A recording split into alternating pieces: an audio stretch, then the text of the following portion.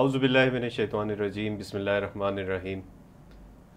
ناظرین، آپ کا ہوسٹ سید محمد اسد جعفری آپ کے ساتھ آج جواب نامہ کی خصوصی ایڈیشن کے ساتھ حاضر ہیں، اور ہم یہ لائیو پروگرام کریں گے آج، جس کا دوسرا سیشن ہوگا۔ کل آپ لوگ ہمارے ساتھ موجود تھے، امید ہے کہ آج بھی آپ انشاءاللہ تعالیٰ پارٹیسپیٹ کریں گے۔ جو بھی ہمارا پینل ہے اس کے ساتھ میں آپ کو انٹروڈیوس کرواؤں گا۔ ابتداً میں تھوڑا سا آپ کو بیک گراؤنڈ بتاتا چلوں کہ آج 27ویں شب ہے، اور رمضان المبارک کے حوالے سے آپ کو پتہ ہے کہ آخری عشرہ خاص طور پہ بہت اہمیت کا حامل ہوتا ہے، جس کے اندر اللہ تعالیٰ کا یہ وعدہ ہے کہ لیلۃ القدر بھی اللہ تعالیٰ عطا کرتے ہیں۔ اور ہم نے اپنے اس پروگرام کو خاص طور پہ اسی لیے پلان کیا تھا کہ پاکستان کے ساتھ ان راتوں کو ریلیٹ کیا جائے، کیونکہ پاکستان کی پیدائش بھی رمضان کی آخری راتوں میں ہوئی تھی، اور 27 رمضان المبارک تھا اس دن۔ اور اس بارے میں جو ہم نے بڑوں سے سنا وہ یہی کہ پاکستان کی پیدائش بھی اللہ تعالیٰ نے ایک معجزے کے طور پہ عطا کی تھی، اور یہ اللہ تعالیٰ کا ایک تحفہ ہے۔ اسی نظریہ پاکستان کی یاد دہانی کے لیے اور اپنے اس کانسیپٹ کو مزید ریوائیو کرنے کے لیے، اور جو ہماری خاص طور پہ اب آگے آنے والی نئی جنریشن ہے ان تک یہ باتیں پہنچانے کے لیے ہم نے اس سیشن کا انعقاد کیا۔ ہم لائیو ہیں یوٹیوب اور فیس بک کے اوپر۔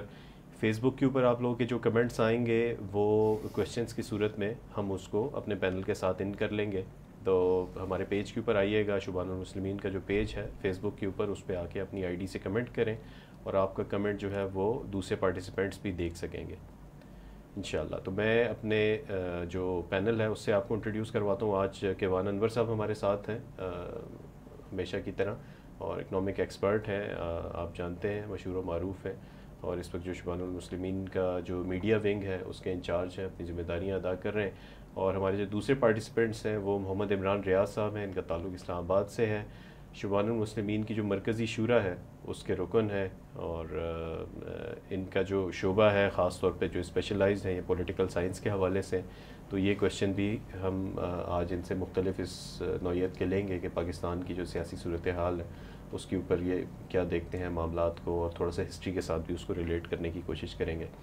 اور ایک بہت ہی امپورٹنٹ چیز، ہماری خوش قسمتی ہے کہ ہمارے ساتھ ہمارے دوست اور ہمارے ساتھی ٹرکی سے موجود ہیں۔ حسن عبداللہ سینئر انالسٹ ہیں T R T news Turkey کے اندر، اور پولیٹیکل سائنٹسٹ بھی ہیں، اور اس کے علاوہ سینئر جرنلسٹ ہیں۔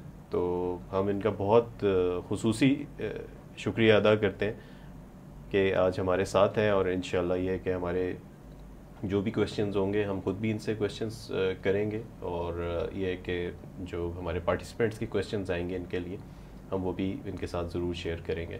تو آج کی ڈسکشن کا آغاز کرتے ہیں۔ حسن بھائی، آپ ہمارے ساتھ موجود ہیں؟ جی میں آپ کے ساتھ موجود ہوں۔ السلام علیکم۔ وعلیکم السلام جی، کیسے ہیں آپ؟ سب کو ٹرکی میں جتنے بھی مسلمان ہیں، پاکستان میں جتنے بھی مسلمان ہیں، ان کی طرف سے السلام علیکم۔ وعلیکم السلام۔ امید ہے آپ کے رمضان اچھے گزر رہے ہوں گے۔ اللہ کا شکر، الحمدللہ۔ آج کا جو ہم آغاز کرتے وہ تو یہ ہے کہ کل ہم جب یہ پروگرام کر رہے تھے اس دوران ہی یہ نیوز آئی کہ جو بیت المقدس ہے اس کے اندر مسجد اقصیٰ کے اوپر جو اسرائیل کی فورسز ہیں انہوں نے دھاوا بول دیا ہے، اور وہاں پہ تراویح کی نماز ہو رہی تھی، بلکہ وطر میں شاید دعا چل رہی تھی، اور اس دوران انہوں نے جو ہے وہ وہاں پہ کچھ فائرنگ بھی کی، اور غالباً کافی سارے لوگ اس کے اندر زخمی بھی ہوئے ہیں، 200 کے قریب جو ہے وہ سننے میں آیا کہ زخمی بھی ہوئے ہیں۔ تو ایک بڑا پینک، اور مسلمانوں کے خاص طور پہ ایک اتنا مقدس مہینہ ہے پوری دنیا کے اندر، چاہے ان کا تعلق کسی بھی مذہب سے ہو، لوگ اس چیز کا بڑا احترام کرتے ہیں اور اس کا خیال رکھتے ہیں، لیکن یہ کہ جو مسلمانوں کا قبلہ اول ہے اس کے اندر گھس کے، اور ان کی جو فوٹیجز آئی ہیں، اور محسوس ایسا ہوتا ہے کہ جیسے جو کرنے والے ہیں کچھ فوٹیجز انہوں نے بھی بنائی ہیں تاکہ دنیا کو یہ دکھایا جا سکے، بتانے کے لیے کہ مسلمانوں تمہاری جو ہے وہ کوئی حیثیت نہیں ہے، یا یہ کہ تمہاری کوئی وقت نہیں۔ تو اس سے ایک عام مسلمان ظاہری بات ہے کہ وہ بہت ہی ایک ڈسٹربنس فیل کرتا ہے۔ اور اگر حکمرانوں کے اوپر بات کی جائے تو ہمیں ایک واحد نظر آتے ہیں طیب اردگان صاحب، جن کا ایک بڑا مضبوط موقف آیا ہے اس حوالے سے کل رات کا جو انسیڈنٹ ہوا ہے، اور انہوں نے ایک بڑی بھرپور نہ صرف یہ کہ اس کی مذمت بھی کی ہے بلکہ اس کے اندر لانگ ٹرم بھی بات کی ہے کہ ہم مسلمانوں کو اس کے لیے جو ہے وہ کوشش کرنی ہے کہ ہم لانگ ٹرم اس کہ کسی سولوشن کی طرف جائیں. تو اس سے ہم آج کی بات کا آغاز کرتے ہیں. ہمیں کچھ کمنٹس بھی آنا شروع ہو گئے ہیں اپنے ساتھی جو ہمارے ساتھ فیس بک کے اوپر لائیو ہیں وہ بھی لیں گے. اس کے اوپر کچھ گفتگو کا اسٹارٹ کریں. جی آپ لوگ بسم اللہ. کیا بات ہے؟ جی بسم اللہ الرحمن الرحیم. جی اسد بھائی آپ پروگرام یہ ابھی لائیو ہونے سے پہلے آپ نے ذکر کیا کہ یونیسکو کی ایک ابھی ریسنٹلی اسٹیٹمنٹ آئی ہے جس میں انہوں نے جو ہولوکاسٹ تھا یعنی کہ جو یہودیوں کے اوپر جو ظلم ہوا ورلڈ وار 2 کے ایک فیز میں جی تو اس کے اوپر مذمت کی ایک اسٹیٹمنٹ آئی ہے. تو یہ بڑا انٹرسٹنگ ہے کہ آپ دیکھیں کہ جو ٹائمنگ آف دا اسٹیٹمنٹ تو میں اس کو بیسیکلی ریلیٹ کرنا چاہتا ہوں کہ ایک طرف تو یہودیوں کے اوپر جو ظلم ہوا اس کی ایک سمپتھی فیکٹر آج تک وہ یوز کرتے ہیں, مطلب اٹس آلموسٹ 75 ایئرز, لیکن آج بھی وہ سمپتھی فیکٹر بلڈ کرتے ہیں اور اس کو آپ کہہ لیں کہ انٹرنیشنل جو ہماری آرگنائزیشنز ہیں, یونیسکو ہے یا ورلڈ فورمز ہیں, اس پہ اس کو بڑی سپورٹ ملتی ہے. اگر ہم کہیں کہ ایک قوم جس نے اس ظلم اور بربریت کا سامنا کیا ہے تو وہ تو بڑی سینسٹیو ہونی چاہیے, اور یہ ایک منطقی ہیومن نیچر ہے کہ جب آپ کے اوپر ایک زیادتی ہوتی ہے تو آپ آگے خود بھی کیئرفل ہوتے ہیں اور آپ اس کو ریزسٹ بھی کرتے ہیں اور ڈیٹیسٹ بھی کرتے ہیں, یعنی ایک ناپسندیدہ ایکٹ ہوتا ہے, ایک نیچرل ایک ریئیکشن ہوتا ہے. یہاں پہ یہ ہے کہ جو ہولوکاسٹ ان کے اوپر ہوا اب وہی ہولوکاسٹ کی بربریت جو ہے یہ فلسطینیوں کے اوپر بھی کر رہے ہیں. تو یہ ظاہر ہے ظلم تو ہے ہی, اس میں کوئی شک نہیں ہے, لیکن یہ جو سائیکالوجی ہے یہ اٹ سیلف بڑی ان نیچرل ہے. اور یہی چیز میرے خیال میں حسن بھائی سے پوچھنا چاہوں گا because he is politically more connected to the regional affairs, being the senior correspondent, کہ حسن بھائی یہ جو ایونٹ ہوا ہے do you see کہ this is the repetition of وہ کہتے ہیں نا کہ the same old story, یا پھر there is some new angle and there are new dynamics to this event. یہ جو خاص طور پہ انہوں نے ابھی رمضان کے مہینے میں یہ جو ایک یہ ابھی جو بربریت کی ہے اور جو مسجد کے اندر داخل ہو گئے اور obviously اس میں ایک ایک رسپیکٹ کا ایلیمنٹ تھا وہ بھی پامال ہوا. تو how do you see this situation? دیکھیں اس طرح کے جو واقعات ہیں پہلی بات تو وہ پہلے بھی ہو چکے ہیں. یہاں تک کہ اگر ہم سورہ اسراء کا مطالعہ کریں تو ایک ٹرینڈ کا ذکر ہے سورہ اسراء میں کہ بنی اسرائیل نے کیا کیا تھا اور ان کے بارے میں کہا گیا کہ تم دوبارہ یہ کرو گے. تو پہلی بات تو اس سے ہمیں یعنی کسی قسم کا سرپرائز نہیں وہ ہونا چاہیے. اگر ہم یعنی ماضی قریب میں دیکھیں تو اس طرح کا رویہ پہلے بھی دیکھنے میں آیا ہے. کیا وجوہات ہیں اس کے پیچھے؟ سائیکالوجی بہت دلچسپ آپ نے سوال کیا. جہاں تک سائیکالوجی کا سوال ہے تو اگر آپ یعنی جوش تھیولوجی کا مطالعہ کریں تو یہاں پہ ایک ایلیمنٹ آف ان کا جو ایک سپیریورٹی کمپلیکس ہے وہ بہت واضح جھلکتا ہے. جو ان کا تصور ہے کہ صرف وہ ہیں جن کو یعنی جو اہمیت رکھتے ہیں اور جو گویم ہیں ان کی کوئی اہمیت نہیں ہے, وہ جانوروں سے بھی بدتر ہیں. تو ظاہر ان کو یعنی جب آپ کی یہ سائیکالوجی ہوگی تو آپ لوگوں کو کس طرح سے ٹریٹ کریں گے وہ بہت واضح ہے. آپ صرف پھر یعنی قوت اور طاقت کو عزت دے سکتے ہیں, جو کمزور ہے اس کے لیے آپ کوئی اس کی ویلیو نہیں رکھتی. پہلی بات تو یہ تو ہو گیا سائیکولوجیکل پہلو. دوسری بات اور فیکٹرز ہیں. ایک تو ڈومیسٹک کنسرنز آ گئی. مثال کے طور پہ اسرائیلی وزیر اعظم کے اس وقت جو معاملات چل رہے ہیں کرپشن وغیرہ کے, تو ڈومیسٹک نقطہ نظر سے ایک ڈسٹریکشن کے طور پہ بھی یہ بہت افیکٹو معاملہ ہے. جب آپ اس طرح کی اسکلیشن کریں تو اس سے جو لوگ ہیں ان کی توجہ بٹے گی اور آپ کے لیے ایک سمپتھی اور سپورٹ جنریٹ ہوتی ہے, کیونکہ پھر وہ ایک ادرائزیشن جس کو کہتے ہیں سوشل سائنسز میں, خاص کر پولیٹیکل سائنس میں, آپ نے ادرائزیشن کر دی کہ جو دوسرا شخص ہے وہ آپ کا دشمن ہے, آپ کو ایک ہی محاذ پہ اکٹھا ہونا ہے. تو جو آپ کے مخالفین ہیں جو کرپشن کا شور کر رہے تھے وہ بھی پھر آپ کے ساتھ اس پہ آ جائیں گے. اچھا, اس کے علاوہ انٹرنیشنل اینگل بھی ہے جس میں لٹمس ٹیسٹ بالخصوص آتا ہے. خاص کر جو بائیڈن ایڈمنسٹریشن آئی ہے, میں سمجھتا ہوں اسرائیل چاہے گا کہ اس کو ٹیسٹ کرے کہ کس حد تک بائیڈن ایڈمنسٹریشن جائے گی. گزشتہ کئی دہائیوں سے اسرائیل ہمیشہ مسلمانوں کا ریاکشن چیک کرتا آیا ہے اور اسٹیپ بائی اسٹیپ اس نے اپنی ایکسپینشنز بھی بڑھائیں. جو آباد کاری ہو رہی ہے غیر قانونی اس کو بڑھایا, اور ہر دفعہ غالباً اس نے یہ محسوس کیا کہ مسلمانوں کی طرف سے شور شرابہ ہوا لیکن کوئی ایسا ٹھوس رد عمل نہیں آیا جس سے اس کو نقصان پہنچے. یعنی انٹرنیشنل کمیونٹی میں رائے جو بھی ہو اس کو اس کی اتنی فکر نہیں ہے. جب تک اس کی فزیکل سیکیورٹی کو خطرہ لاحق نہ ہو, جب تک جو اس کے دیگر انٹرسٹ ہیں وہ متاثر نہ ہو, تو اس کو ان معاملات کی فکر نہیں ہے. تو یہ بھی ایک میرے خیال سے فیکٹر ہے. اچھا وہ ایکو ہو رہا ہے, اگر ہو سکے تو وہ آڈیو پلیز چیک کر لیجیے گا, مجھے اپنی آواز آ رہی ہے بہت زور سے.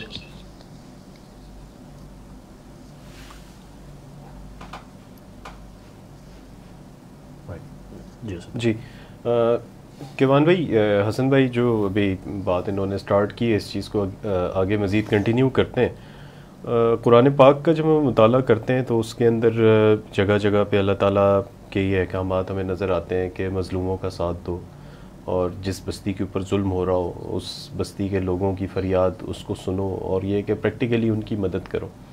تو اب جب آپ مسلمان یہ پڑھتا ہے اس چیز کو, اس طرح کی آیات پڑھتا ہے اور قرآن کے اس پیغام سے گزرتا ہے کہ وہ بستی جس کے اوپر ظلم ہو رہا ہے, تو اور ایک مسلمان کو اللہ تعالیٰ یہ پیغام دے رہے ہیں کہ ان لوگوں کی مدد کو پہنچو, تو اب عام آدمی تو وہ مدد کے لیے نہیں پہنچ سکتا, ظاہر ہے وہ تو زیادہ سے زیادہ ایک احتجاج کر سکتا ہے یا دعا کر سکتا ہے یا پریشان ہو سکتا ہے. اس وقت تو جتنے بھی مسلم ممالک ہیں, غالباً 57 ہیں, تو سب کی اسٹینڈنگ آرمیز موجود ہیں. تو کیا ذمہ داری عائد ہوتی ہے اس وقت مسلمان حکمرانوں کے اوپر, اور جو ان کی موجودہ آرمیز ہیں یا جو ان کی پاورز ہیں, کہ جب ایک خطے کے اوپر اتنا ظلم ہو رہا ہو, تو اس کو تھوڑا سا ایلیبوریٹ کریں. جی اسد بھائی, میں بلڈ اپ کروں گا جو حسن بھائی نے بات کی, اور آئی تھنک ان دو چیزوں کا آپس میں کانٹیکٹ بھی ملتا ہے. جی انہوں نے یہ بات کی کہ جو اسرائیلی گورنمنٹ ہے, ملٹری ہے, اسٹیبلشمنٹ ہے, یہ مسلمانوں کا ریئیکشن ٹیسٹ کرتے آ رہے ہیں, اور دے ہیو بین آبزرونگ, جس طرح انہوں نے کہا کہ ابھی دے وڈ لائک ٹو سی کہ جو بائیڈن کی جو نئی گورنمنٹ آئی ہے اس کا کیا رسپانس ہوگا یا کس حد تک دے وڈ بی سپورٹیو. اور اسی کانٹیکس میں یہ ہے کہ مسلمانوں کا ریئیکشن. اب دیکھیں جو آپ نے بات کی ہے اس میں تو کوئی شک ہی نہیں, کیونکہ وہ تو اللہ کے احکامات ہیں کہ ظلم کے خلاف کھڑے ہو جاؤ, اور خاص طور پہ ظلم جب ایک آپ کے ایک بھائی کے ساتھ, ایک مسلمان اور آپ کی ایک مسلمان ملک میں ہو رہا ہے, تو اس میں تو شاید کوئی دو رائے ہے ہی نہیں. لیکن وہ جو ٹیسٹ کر رہے ہیں بیہیویئر, اس سے بڑا آبویس ہوتا ہے کہ ان تلوں میں تیل نہیں ہے. اس کے پیچھے کیا وجوہات ہیں, ظاہر ہے we will open that up as we go forward, کہ ہم یہاں تک یا اس پستی تک کیوں پہنچے. لیکن حقیقت یہ ہے کہ ایک تو ظاہر ہے ایک مسلمان ہونے کی حیثیت سے جو ہمارے اوپر ایک فرض بنتا ہے, ایک تو ہم اس فرض کو بھول گئے, اللہ کے احکامات کو پس پش ڈال دیا. اور جس طرح اللہ تعالیٰ نے قرآن میں کہا نا کہ جب تم میرے راستے سے بھٹکو گے تو میں تمہارے دل میں تمہارے دشمن کا خوف بٹھا دوں گا, اور جب تم میرے راستے پہ چلو گے تو میں تمہارے دشمن کے دل میں تمہارا خوف بٹھا دوں گا. تو آج ہماری حیثیت یہ ہے, چاہے وہ پاکستان ہو یا کوئی اور مسلمان ملک ہو, کہ اگر ہم بہت زیادہ بھی کسی ایکسٹریم سٹیپ پہ جائیں گے تو وہ ایک وربل پروٹیسٹ سے زیادہ ہماری اس وقت کوئی کیپیسٹی یا کوئی انٹینٹ نہیں ہے اس ظلم کو روکنے کے لیے یا پھر حق کے لیے کوئی آواز بلند کریں, چاہے وہ ناموس رسالت کا معاملہ ہو, چاہے فلسطین کا ہو یا کشمیر کا ہو یا پھر میانمار کا ہو یا کوئی بھی اور کانفلکٹ ہو. تو میرے خیال میں یہ اس پستی کا لیول ہے جس پہ ہم پہنچے ہیں. کیوں پہنچے ہیں, ظاہر ہے اس پہ ہم بات کریں گے, قرآن سے دوری ایک بڑا اوبویس معاملہ ہے, لیکن بات وہی ہے کہ وہ ٹیسٹنگ کرتے آ رہے ہیں. اب وہ ایک کمفرٹ زون میں اپیرنٹلی لگتے ہیں, ان کو پتہ ہے کہ کسی مسلمان ملک سے کوئی ریئیکشن نہیں آئے گا, اور ریئیکشن کا ترجمہ حسن بھائی نے بہت اچھا کیا کہ ان کی ایگزسٹینشیل تھریٹ جو ہے ان کو یہ فیل نہیں ہوتی, دے فیل سیکیور.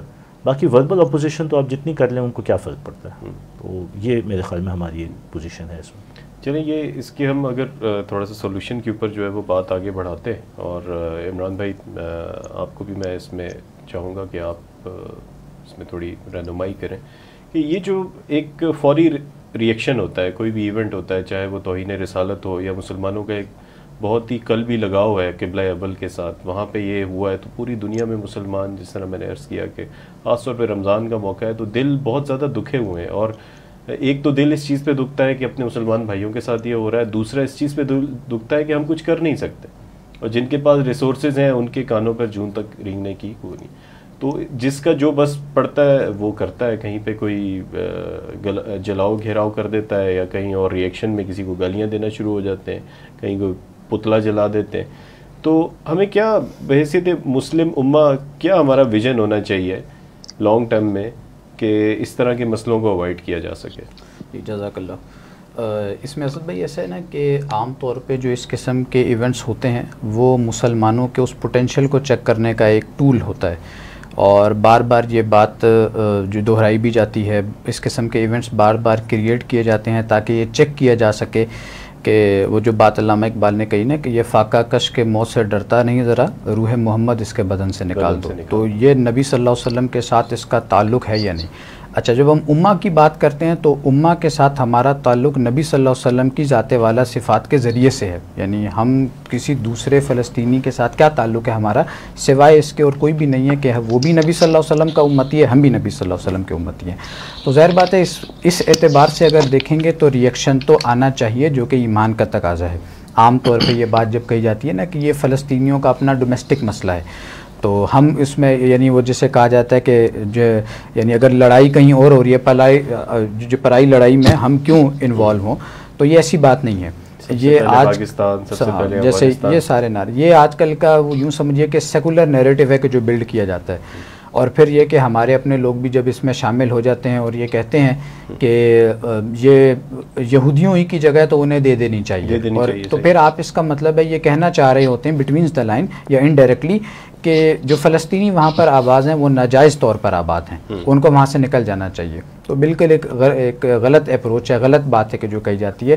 جو سولوشن اس کا ہے کہ ہم اپنی پرسنل کیپیسٹی میں جو اپنی آواز کو اٹھا سکتے ہیں، جس قدر اپنی آواز کو منظم انداز میں اٹھا سکتے ہیں وہ اٹھانی چاہیے۔ دیکھیے یہاں سے جب ہم اٹھ کے ہمارے لوگ ان چیزوں کے ریئیکشنز میں ملیٹنسی کی طرف چلے جاتے ہیں، اس کا کیا نتیجہ نکلتا ہے؟ اسلام مزید بدنام ہوتا ہے۔ آج تک جو بھی آپ نے اس قسم کی ملیٹنٹ یعنی پوائنٹ آف ویو سے جو بھی اقدام کیے ہیں وہ کاؤنٹر جو پروڈکٹیو ثابت ہوئے نا، اس کا کیا فائدہ ہوا؟ کوئی فائدہ نہیں ہوا۔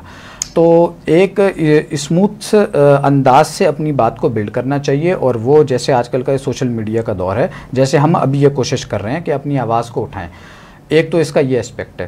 اور ایسا نہیں ہونا چاہیے کہ آپ نے یعنی ہماری آواز بھی ایونٹ بیس ہی اٹھے، یعنی کوئی ایک پرابلم ہوا اس پر ہم نے آواز اٹھائی، یہ تو ایک مستقلاً جو کرنے کا کام ہے جو آپ کو مسلسل کرتے رہنا ہے۔ رائے عامہ کو ہموار کریں، میڈیا کو استعمال کریں، لوگوں کو اپنے ساتھ ملائیں، اور جو ایفیکٹیولی جب آپ کام کر سکیں گے وہ ایک اسلامی ریاست ہے۔ جب آپ ریاستی شکل میں کوئی کام کریں گے تو پھر یہ ہے کہ دنیا آپ کی بات سنے گی۔ ابھی بھی ہمیں یہ کرنا چاہیے کہ گورنمنٹ کو ہمیں پریشرائز کرنا چاہیے کہ گورنمنٹ بات ہماری کرے، اور سنا ہے کہ جو ہمارے فارن منسٹر ہیں انہوں نے کچھ بات کی بھی ہے، بہت اچھی بات ہے اگر ان کی طرف سے کوئی بات سامنے آئی ہے۔ لیکن عام طور پر ہمارا کیا ہوتا ہے، کوئی معاملہ ہوا، 2-4 بندے قتل ہوئے، یا ابھی کی جو ہے ریسنٹ ڈیولپمنٹ جو 163 لوگ جو ہیں وہ انجرڈ ہوئے ہیں کل رات کے ایپیسوڈ سے، تو ہم نے بھی ایک بیان دے دیا اور پھر ہم بھی کھا پی کر سو گئے۔ تو یہ معاملہ ہونا نہیں چاہیے۔ اگر آپ ون امہ کو آپ کلیم کرتے ہیں تو پھر آپ کو اس پر مسلسل اپنی آواز جو ہے وہ بلڈ کرتے رہنی ہے، یعنی ایونٹ بیس آپ کی وائس ریز نہ ہو۔ اچھا، یہ سلوشن کی آپ نے بات کی اسد بھائی، تو اس میں حسن بھائی کی بھی ایک اوپینین ہے ذہن سازی سے لے کر اور ایک ہائیبرڈ ماڈل، تو میرے خیال میں ان کی اوپینین لے لی جائے جی کہ کیا سلوشن حسن بھائی آپ دیکھ رہے ہیں اس سارے ڈائلیما کا؟ دیکھیں اس وقت صورتحال بہت پیچیدہ ہے، یعنی بحیثیت مسلمان ظاہر ہم یعنی دو ٹوک الفاظ میں کہتے ہیں کہ اسلام حل ہے، اسلامی نظام جو ہے وہ لازم ہے، کیونکہ وہ ایک ہمارے لیے ایک پروٹیکشن ہے۔ لیکن جب بات ہوتی ہے کہ کس طرح سے، خاص کے اس دور میں جہاں پر ایک ڈومیننٹ آئیڈیالوجی ہے گلوبلائزیشن کے فریم ورک میں جس نے اس طرح سے معاملات کو جکڑا ہوا ہے، تو اس میں کس طرح سے تبدیلی لے کر آئیں گے۔ تو یہاں پر جب آپ دیکھیں تو آپ کو عمومی طور پر 6 مختلف آراء ملیں گی، یعنی اگر آپ کسی سے یہ سوال کریں، کسی یعنی اہل علم سے ان کی آراء لیں کہ بھائی اسلام کس طرح سے آئے گا، تو بنیادی طور پر 6 آراء آپ کو ملیں گی۔ ایک وہ ہیں جو کہتے ہیں کہ پارلیمنٹری ڈیموکریسی کے راستے سے ہم تبدیلی لے کر آئیں گے، یعنی ہم الیکشن لڑیں گے، اقتدار میں آئیں گے، اس کے بعد پھر ہم نظام کو تبدیل کریں گے۔ پھر دوسرے وہ ہو گئے جو اس میں مثال کے طور پہ جماعت اسلامی، جمعیت علماء اسلام، جمعیت علماء پاکستان وغیرہ اس طرح کی جماعتیں آ گئی۔ پھر دوسرے وہ ہیں جو کہتے ہیں کہ انٹلیکچوئل اسٹرگل ہوگی، اور پھر آگے سیکنڈ سٹیج پہ جا کر ایک ریولوشن جو ہے وہ آئے گی، جس میں ہو سکتا ہے قوت کا استعمال، بلکہ وہ کہتے ہیں کہ غالب امکان ہے کہ قوت کا استعمال ہو، اور اس کے ذریعے پھر نظام کو بدلا جائے گا۔ تیسری پھر ایک رائے ہے جو یہ والے جو اسکول آف تھاٹ ہے یہ عموماً کوئی سولوشن نہیں دیتا، وہ بس یہ کہتے ہیں کہ دیکھیں آپ ہر شخص اپنے آپ کو انفرادی طور پر تبدیل کرے، جب لوگ تبدیل ہو جائیں گے تو خود بخود معاشرہ تبدیل ہو جائے گا. جو پاور ٹرانزیشن ہے وہ کس طرح ہوگی اس پر یہ لوگ بات نہیں کرتے. چوتھا ہو گیا وہ لوگ جو کہتے ہیں کہ آپ ذہن سازی کریں، اور پھر سیکنڈ سٹیج میں آپ نصرت حاصل کریں گے ان لوگوں سے جن کے پاس پاور ہے. اس میں بعض ہمارے گروپس مثال کے طور پہ حزب التحریر وغیرہ یہ لوگ شامل اس میں ہو جاتے ہیں. وہ کہتے ہیں کہ اس وقت جن کے پاس پاور ہے وہ کور کمانڈرز وغیرہ ہیں، تو وہ کہتے ہیں کہ جس طرح سے جب سیکنڈ پلج آف عقبہ ہوئی تھی وہاں پر جس طرح معاملات ہوئے تھے کہ وہ لوگ جن کے پاس قوت تھی انہوں نے آپ صلی اللہ علیہ وسلم سے بیعت کی، تو اس طرح سے نظام تبدیل ہوا. پانچویں وہ لوگ ہیں جو کہتے ہیں کہ قوت کے استعمال سے نظام بدلا جائے گا. اس میں آپ کی دیگر جہادی تنظیمیں وغیرہ شامل ہو جاتی ہیں. اچھا، چھٹے وہ ہیں جو کہتے ہیں کہ آپ کو اس وقت ایک ہائبرڈ اپروچ اختیار کرنی پڑے گی. ہائبرڈ اپروچ میں یہ کہ ہو سکتا ہے آپ کو یعنی ٹیمپرریلی مثال کے طور پہ پارلیمانی جمہوریت کا راستہ بھی اختیار کرنا پڑے کہ آپ کے کچھ لوگ پارلیمنٹ میں جا کے بیٹھ گئے جو کم از کم ایک پریشر گروپ کا کردار ادا کر رہے ہیں اور جہاں تک ہو سکے ریزسٹ کر رہے ہیں ان چیزوں کو. مثال کے طور پہ وہ قوانین اگر بننے جا رہے ہیں جو اسلام کے خلاف ہیں. دوسری طرف وہ کہہ رہے ہیں کہ آپ انٹلیکچوئل اسٹرگل میں بھی انگیج کریں، اور ہو سکتا ہے کچھ ایسے لوگ ہوں جو قوت کا استعمال کریں، تو اگر آپ کھل کر ان کی حمایت نہ بھی کریں تو کم از کم آپ کی پارلیمنٹ میں موجودگی سے ان کو شاید فائدہ ہو. تو یہ ایک ہائبرڈ اپروچ ہے. تو یہ کافی پیچیدہ معاملہ ہے، لیکن بنیادی طور پر میں کہوں گا اس وقت جو ہماری صورتحال ہے، جب ہمارے تصورات اس حد تک یعنی تذبذب اور ہم فکری انتشار کا شکار ہیں، تو اس میں ذہن سازی کی اس وقت جو اہمیت ہے اس کو ہم کسی صورت میں نظر انداز نہیں کر سکتے. دیکھیں بات یہ ہے کہ اس وقت ریالٹی کیا ہے. اس وقت جو سیاسی نظام ہے، جو ریاستیں ہیں، وہ ایک ویسٹ فیلین نظام کے تحت منظم ہیں. جو معاشی نظام ہے وہ یعنی کیپٹلزم ڈومیننٹ آئیڈیالوجی ہے. جتنے آپ نے ذکر کیا تھا اسد بھائی کہ ہماری اتنی یعنی اسٹینڈنگ آرمیز ہیں سب کچھ. بات یہ ہے کہ جتنی بھی ہماری افواج ہیں تمام مسلمان ممالک کی اس وقت وہ کس طرح سے منظم ہیں، وہ کلوزوٹسین نظریے کے تحت منظم ہیں جو کارل وان کلوزوٹس کا نظریہ تھا. تو یہاں پر جو نیشنل انٹرسٹ آ جاتا ہے اس کا ایک بنیادی تصادم ہے اسلامی فلسفے سے. تو آپ جتنے بھی پارلیمنٹس میں مسلمان ممالک کی پارلیمنٹس میں کھڑے ہو کے جذباتی باتیں کر لیں، آپ ہر ہفتے درود شریف ٹویٹ کر دیں، آپ تصویریں لگا دیں، لیکن حقیقت یہ ہے کہ جب تک یہ سسٹمک چینج ایک طریقے سے نہیں آئے گا آپ کی باتوں کا کوئی اثر نہیں ہے. اور آپ جتنے بھی کہہ دیں کہ ہم یہ ہیں، آپ وہ جو مائل سٹون ہوتا ہے نا اس پہ لکھ کے لگا دیں کہ دہلی اتنا کلومیٹر، یروشلم اتنا کلومیٹر اور سری نگر اتنا کلومیٹر، یہ سب بس یعنی ڈومیسٹک لیجیٹمیسی حاصل کرنے والی باتیں ہیں.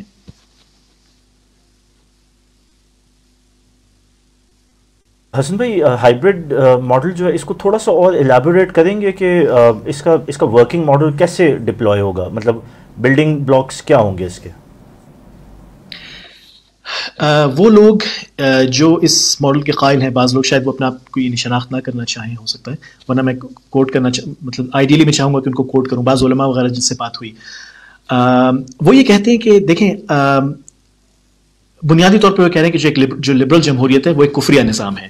یعنی جب آپ حاکمیت اللہ سے منتقل کر دیں انسانوں کو تو اس میں کوئی شک نہیں ہے کہ یعنی یہ بہت سنگین معاملہ ہے. وہ لیکن یہ کہتے ہیں کہ وہ لوگ، وہ اسلامی جماعتیں جو پارلیمنٹ میں جا رہی ہیں الیکشن لڑ کے، اور وہ وہاں پر جب قانون سازی کا معاملہ آتا ہے تو وہ مثال کے طور پر وہ یہ کوشش کرتی ہیں کہ بھئی اگر کوئی ایسا، مثال کے طور پر اگر پاکستان کے آئین میں ترمیم کرنے کی کوشش کی جاتی ہے 2/3 اکثریت کے ساتھ کہ جو قرآن و سنت کا حوالہ ہے اس کو نکال دیا جائے، تو وہ جو جماعتیں ہیں وہ پارلیمنٹ میں بیٹھ کے اس کی مزاحمت کریں گی، ایسا نہیں ہونے دیں گی. دوسری بات وہ یہ کہتے ہیں کہ اس کے ساتھ ساتھ انہی جماعتوں کے گروپس ہوں جو ذہن سازی کر رہے ہوں معاشرے میں، جو لوگوں میں توحید کا اور الولاء والبراء کا تصور لوگوں کو دے رہے ہوں کہ لوگوں کی ذہن سازی ہو رہی ہو. کیونکہ اس وقت صورتحال یہ ہے کہ ہم ایک طرف تو یعنی کسی بھی مسلمان سے منہ آپ خلافت کا ذکر کریں سوائے وہ جو یعنی اپنے آپ کو کھل کے سیکولر کہہ رہے ہیں جن کی سیکولر ذہنیت ہے، مسلمان ایک نوسٹالجک ہے یعنی خلافت کو لے کر، شریعت کو لے کر، خاص کر پاکستان جیسے ممالک میں جہاں پہ ایک پیو ریسرچ کے مطابق کوئی 84% لوگوں نے کہا کہ وہ شریعت کے حامی ہیں. اچھا، اس کے مقابلے میں ترکی میں صرف 12% لوگوں نے شریعت کی حمایت کی تھی. تو یہ چند سال پہلے کا یہ پیو سروے ہے. تو وہ یہ کہتے ہیں کہ آپ ذہن سازی کریں لوگوں میں یہ جو اسلامک یعنی بیج ہیں, یہ تصورات ہیں بنیادی توحید کے, بالخصوص اللہ کی حاکمیت کے, یہ لوگوں کے ذہنوں میں بٹھائیں. اس کے ساتھ ساتھ ہو سکتا ہے کچھ تنظیمیں ہوں جو بعض جگہ قوت کا استعمال کر رہی ہوں. مثال کے طور پہ دیکھیں یہ جو مقبوضہ سرزمین ہے فلسطین کی, یہاں پر ظاہر ہے وہ تنظیمیں موجود ہیں جو قوت کا استعمال کر رہی ہیں. ہو سکتا ہے آپ یہ کہیں کہ وہ مؤثر نہیں ہے, لیکن اگر آپ یعنی ایک لمحے کے لیے ایک پیورلی ایکیڈمک طریقے سے اس کا جائزہ لیں تو اس بات سے انکار نہیں کیا جا سکتا کہ قوت کا جو استعمال ہے وہ اسٹریٹجک بیلنس کو تبدیل کرتا ہے. اور بعض اوقات ایسا ہوتا ہے کہ وہ لوگ جو قوت استعمال کر رہے ہیں وہ لیوریج فراہم کرتے ہیں ان لوگوں کو جو پارلیمنٹ میں بیٹھے ہوئے, اور وہ لوگ جو پارلیمنٹ میں بیٹھے ہیں وہ لیوریج فراہم کرتے ہیں ان لوگوں کو جو یعنی قوت کا استعمال کر رہے ہیں. میں ایک تنظیم کی مثال دوں گا. بدقسمتی سے اس تنظیم کا بڑا نیگیٹو کردار رہا ہے خاص کر شام میں اس وقت, لیکن ظاہر ہے یعنی ایک ایکیڈمک طریقے سے میں بات کر رہا ہوں. اس میں حزب اللہ کو آپ اٹھا کے دیکھیں تو حزب اللہ کی پارلیمنٹ میں بھی موجودگی ہے, اور اس کے وہ گروپس بھی ہیں, اس کے پراکسی گروپس بھی ہیں جو یعنی قوت کا استعمال کر رہے ہیں. تو اس میں یہ ہوتا ہے کہ اس ہائبرڈ اپروچ کے ساتھ اس کو بہت زیادہ لیوریج مل جاتا ہے. تو یہ ہے بنیادی طور پہ وہ ہائبرڈ اپروچ.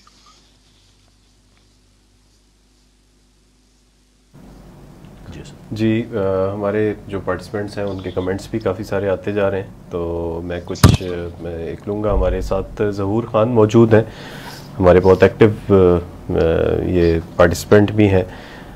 یہ کہتے ہیں کہ ہولوکاسٹ میں یہودیوں کی نسل کشی تو فرانس, پولینڈ اور جرمنی میں نصارہ نے کی تھی, یعنی کرسچنز نے, تو اسرائیل آج ان کو کچھ نہیں کہہ رہا اور مسلمانوں کی جڑ کاٹ رہا ہے, تو ایسا کیوں ہے؟ آج اسرائیل جرمنی کا بھی دوست ہے اور پولینڈ کا بھی, اور جرمنی کا بھی دوست ہے اور پولینڈ کا بھی, تو اسرائیل ان سے بدلہ کیوں نہیں لے رہا؟ یہ کویشچن کیا ہے انہوں نے. ٹھیک جی اسد بھائی, اس سوال کے جواب کے لیے تھوڑا سا ہمیں ماضی کے جھروکوں میں جھانکنا ہوگا, کیونکہ یہ معاملہ اتنا اسٹریٹ فارورڈ نہیں ہے. ایک طرف تو ہم ایک آپ کہہ لیں کہ ان پیورسٹ سینس بات کرتے ہیں کہ there is a Christian world, there is اے جو world and there is a Muslim world, لیکن یہ ہے کہ اس کے اندر بھی جو انٹریکسیز ہیں اور جس طرح یہ چیزیں ایوالو ہوئی ہیں, تو شاید ریلیجن کے ساتھ وہ جو فیلیشن اور وہ جو محبت ہے وہ اس لیول پہ نہیں ہے جتنی ہم ایزیوم کر رہے ہیں اس سوال کو سامنے رکھتے ہوئے. اب فار ایگزامپل آپ اگر کرسچنس کو دیکھتے ہیں تو کرسچنس کی بھی اندر ایک ایولیوشن کا پورا ایک فیز ہے, اور ہم کچھ اس پہ آگے بات بھی کریں گے ان ٹرمز آف کہ کرسچینٹی کو کیسے ہائی جیک کیا گیا. And there is a beautiful parallel that we can draw کہ آج اسلام کے ساتھ یا پچھلے چند دہائیوں میں جو اسلام کے ساتھ اور اسلام کا ایک نیریٹو بلڈ کیا گیا ہے اس کے کتنے بڑے پیرللز ہیں to what happen to Christianity. لیکن ہم اگر یہ چیز کہیں کہ جی کیوں نہیں بدلہ لیا, تو بدلہ لینے کے لیے ایک موٹیویشن چاہیے. سوال کی جو اسپرٹ ہے وہ یہ کہتی ہے کہ ریلیجس گراؤنڈس پہ ایک بدلہ لینا چاہیے, اور بدلے کے پیچھے بیک گراؤنڈ ہولوکاسٹ کا بھی ہے, اور اس سے پیچھے جائیں تو نبی عیسیٰ علیہ السلام کی بھی جو کروسیفکشن ان کے مطابق یا اٹھایا جانا, تو وہ بھی تو ایک بیک گراؤنڈ ہے, اور اس میں بھی تو دو پارٹیز یہی تھیں, کرسچینٹی تھی اور ایک طرف جیوز تھے. تو لیکن یہ ہے کہ وہ جو ڈیوائڈ ہے, اب آپ دیکھیں کہ ایز تھنگز ہیو ایوالوڈ تو وہ ڈیوائڈ اس طرح ریلیجس رہا نہیں ہے. خاص طور پہ جب ہم یورپین کرسچینٹی کو دیکھتے ہیں تو وہاں پہ جس طرح پروٹیسٹنٹ مذہب ایوالو ہوا تو that is pretty much divide of the religious sentiment. Church جو ہیں وہ بند ہو چکے ہیں, ان کو تالے لگ چکے ہوئے ہیں. اب تو it's more about materialism, capitalism, جو حسن بھائی نے بھی بات کی ہے. تو بدلہ لینے کی موٹیویشن کیوں ہوگی؟ بدلہ آج کل کی جنگیں جو ہیں وہ ریسورسز پہ تو ہو سکتی ہیں, وہ آئیڈیولوجیکل فرنٹس جس میں اپنی اکنامک ڈومیننس ہے, اپنی ٹریڈ کی ہیجمنی ہے, مطلب اس بیس پہ تو پھر بھی ہو رہی ہے. لیکن ریلیجن بینگ دا بیسز تو وہ تو موٹیویشن ایز سچ رہی نہیں ہے.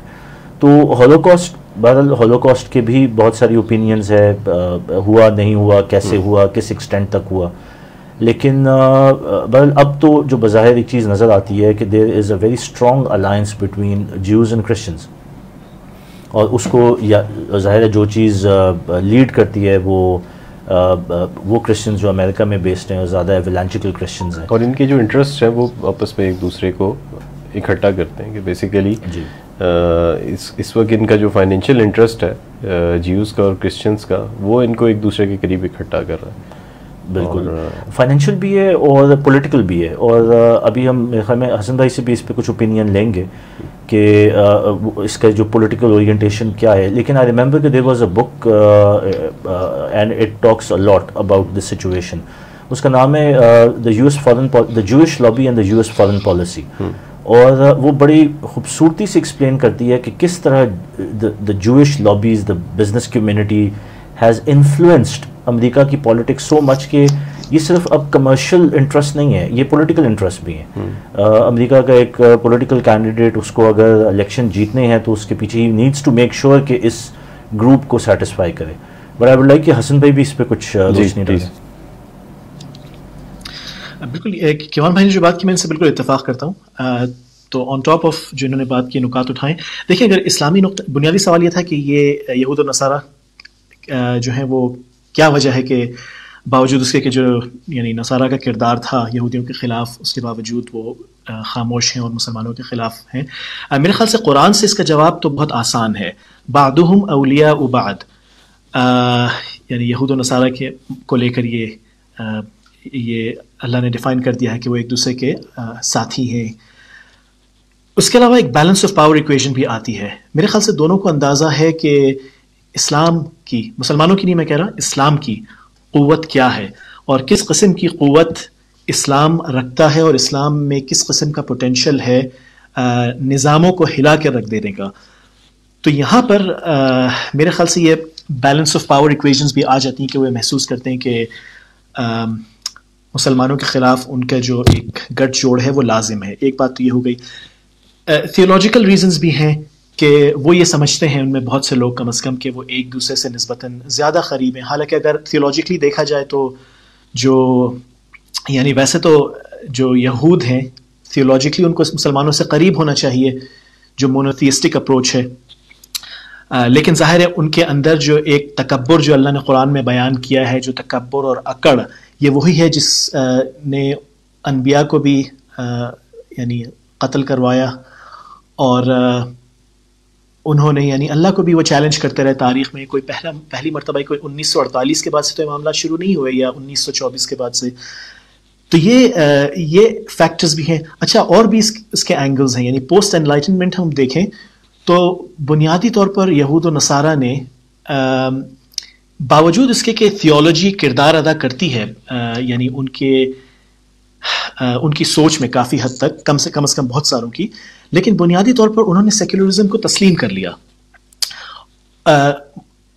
مسلمانوں نے یعنی ظاہر اکثریت چاہے اب تذبذب کا شکار ہو, لیکن جو بنیادی اسلامی سوچ ہے, پیور تھاٹ, وہ موجود ہے, وہ کھوئی نہیں. ہر دور میں ہم دیکھتے ہیں کہ جتنا بھی سپریشن ہوا ہو, جتنے بھی اسلام کو دبانے کی کوشش کی گئی ہو, چاہے وہ سینٹرل ایشین یعنی جو ریاستیں ہیں اس وقت USSR کے جب وہ یعنی قبضے میں تھیں, تو اسلام کو اتنا دبانے کی کوشش کی گئی کہ لوگ قرآن اپنے گھروں میں نہیں رکھ سکتے تھے. لیکن اس کے باوجود بھی ہم نے دیکھا کہ وہ لوگ تھے جو جدوجہد کرتے رہے, یعنی اسپرنگ کی طرح اسلام کو جتنا دبایا گیا اتنی اس کا پوٹینشیل بڑھ جاتا ہے, یعنی دوبارہ سے ابھر کے سامنے آنے کا. تو وہ سیکولرائزیشن مسلمانوں نے تسلیم نہیں کی. یعنی آج 1924 کے بعد سے لے کر اب تک آج ہم بیٹھ کے ابھی بھی ہم بات کر رہے ہیں, ہمارے وہی خیالات ہیں جو یعنی اس دور میں مسلمانوں کے تھے جب ان کا غلبہ تھا. یہود اور نصارہ جو ہیں وہ اپنے جو بنیادی خیالات ہیں, ایک تو انہوں نے پرزرو, ان کی کتابیں پرزرو نہیں ہوئی تھیں. دوسری بات, جیسے میں نے کہا, پوسٹ انلائٹنمنٹ جو اثرات تھے وہ انہوں نے قبول کر لیے تھے. تو میرے خیال سے یہ فیکٹرز بھی ہیں جو ہمیں سامنے رکھنے ہوں گے. ہمارے ساتھ جو پارٹیسپینٹس ہیں, میں آپ لوگ مجھے اجازت دیں تو میں ان کے کمنٹس بھی ساتھ لیتا جاؤں, کیونکہ یہ کہ ہمارے ساتھی آل اراؤنڈ دا ورلڈ اس وقت وہ ہمارے ساتھ جو ہے وہ موجود ہیں, اور میں کمنٹس جو ہیں وہ جلدی ذرا میں لیتا جاتا ہوں سب کے. جی فہیم بٹ, وعلیکم السلام.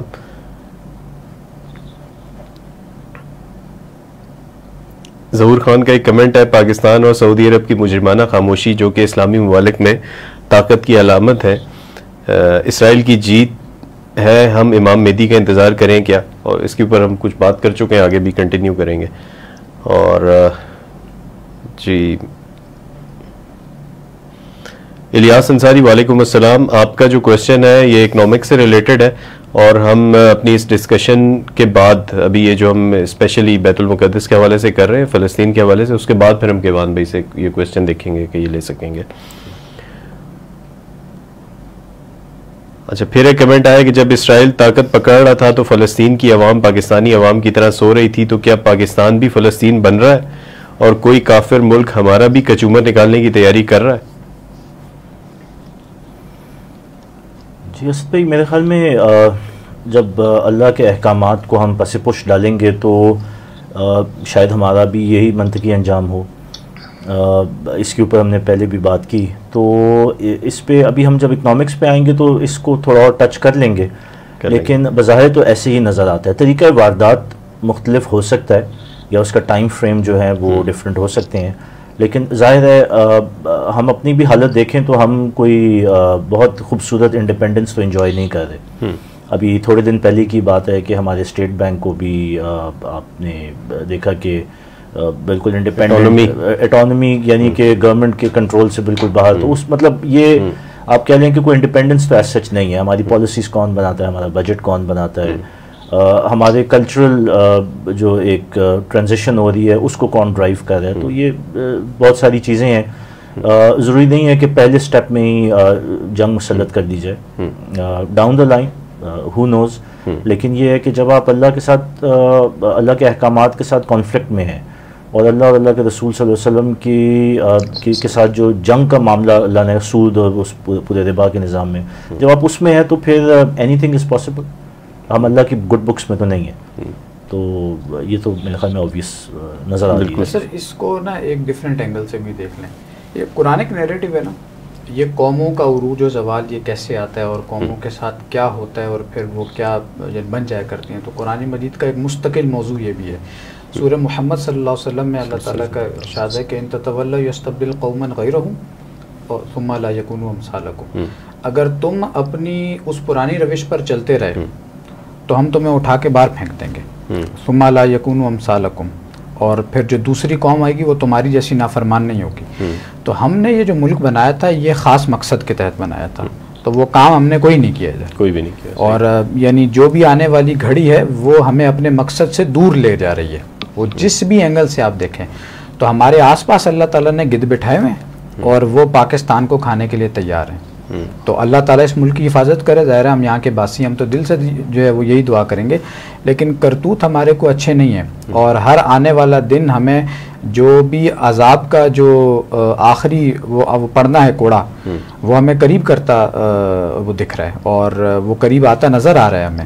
تو اس وقت ضرورت یہ ہے کہ ہم جس مقصد کے لیے ملک بنایا تھا اس کی طرف پلٹیں، بجائے اس کے کہ اور جن عللیوں بللیوں میں ہم لگے ہوئے ہیں، جو معاملات ہم نے شروع کیے ہوئے ہیں ان کو چھوڑ کر اپنے اس جو قیام پاکستان کا مقصد ہے اس کی جانب بڑھیں گے تو بچاؤ کی صورت پیدا ہو سکے گی، ورنہ بہت مشکل ہے. بالکل ٹھیک ہے.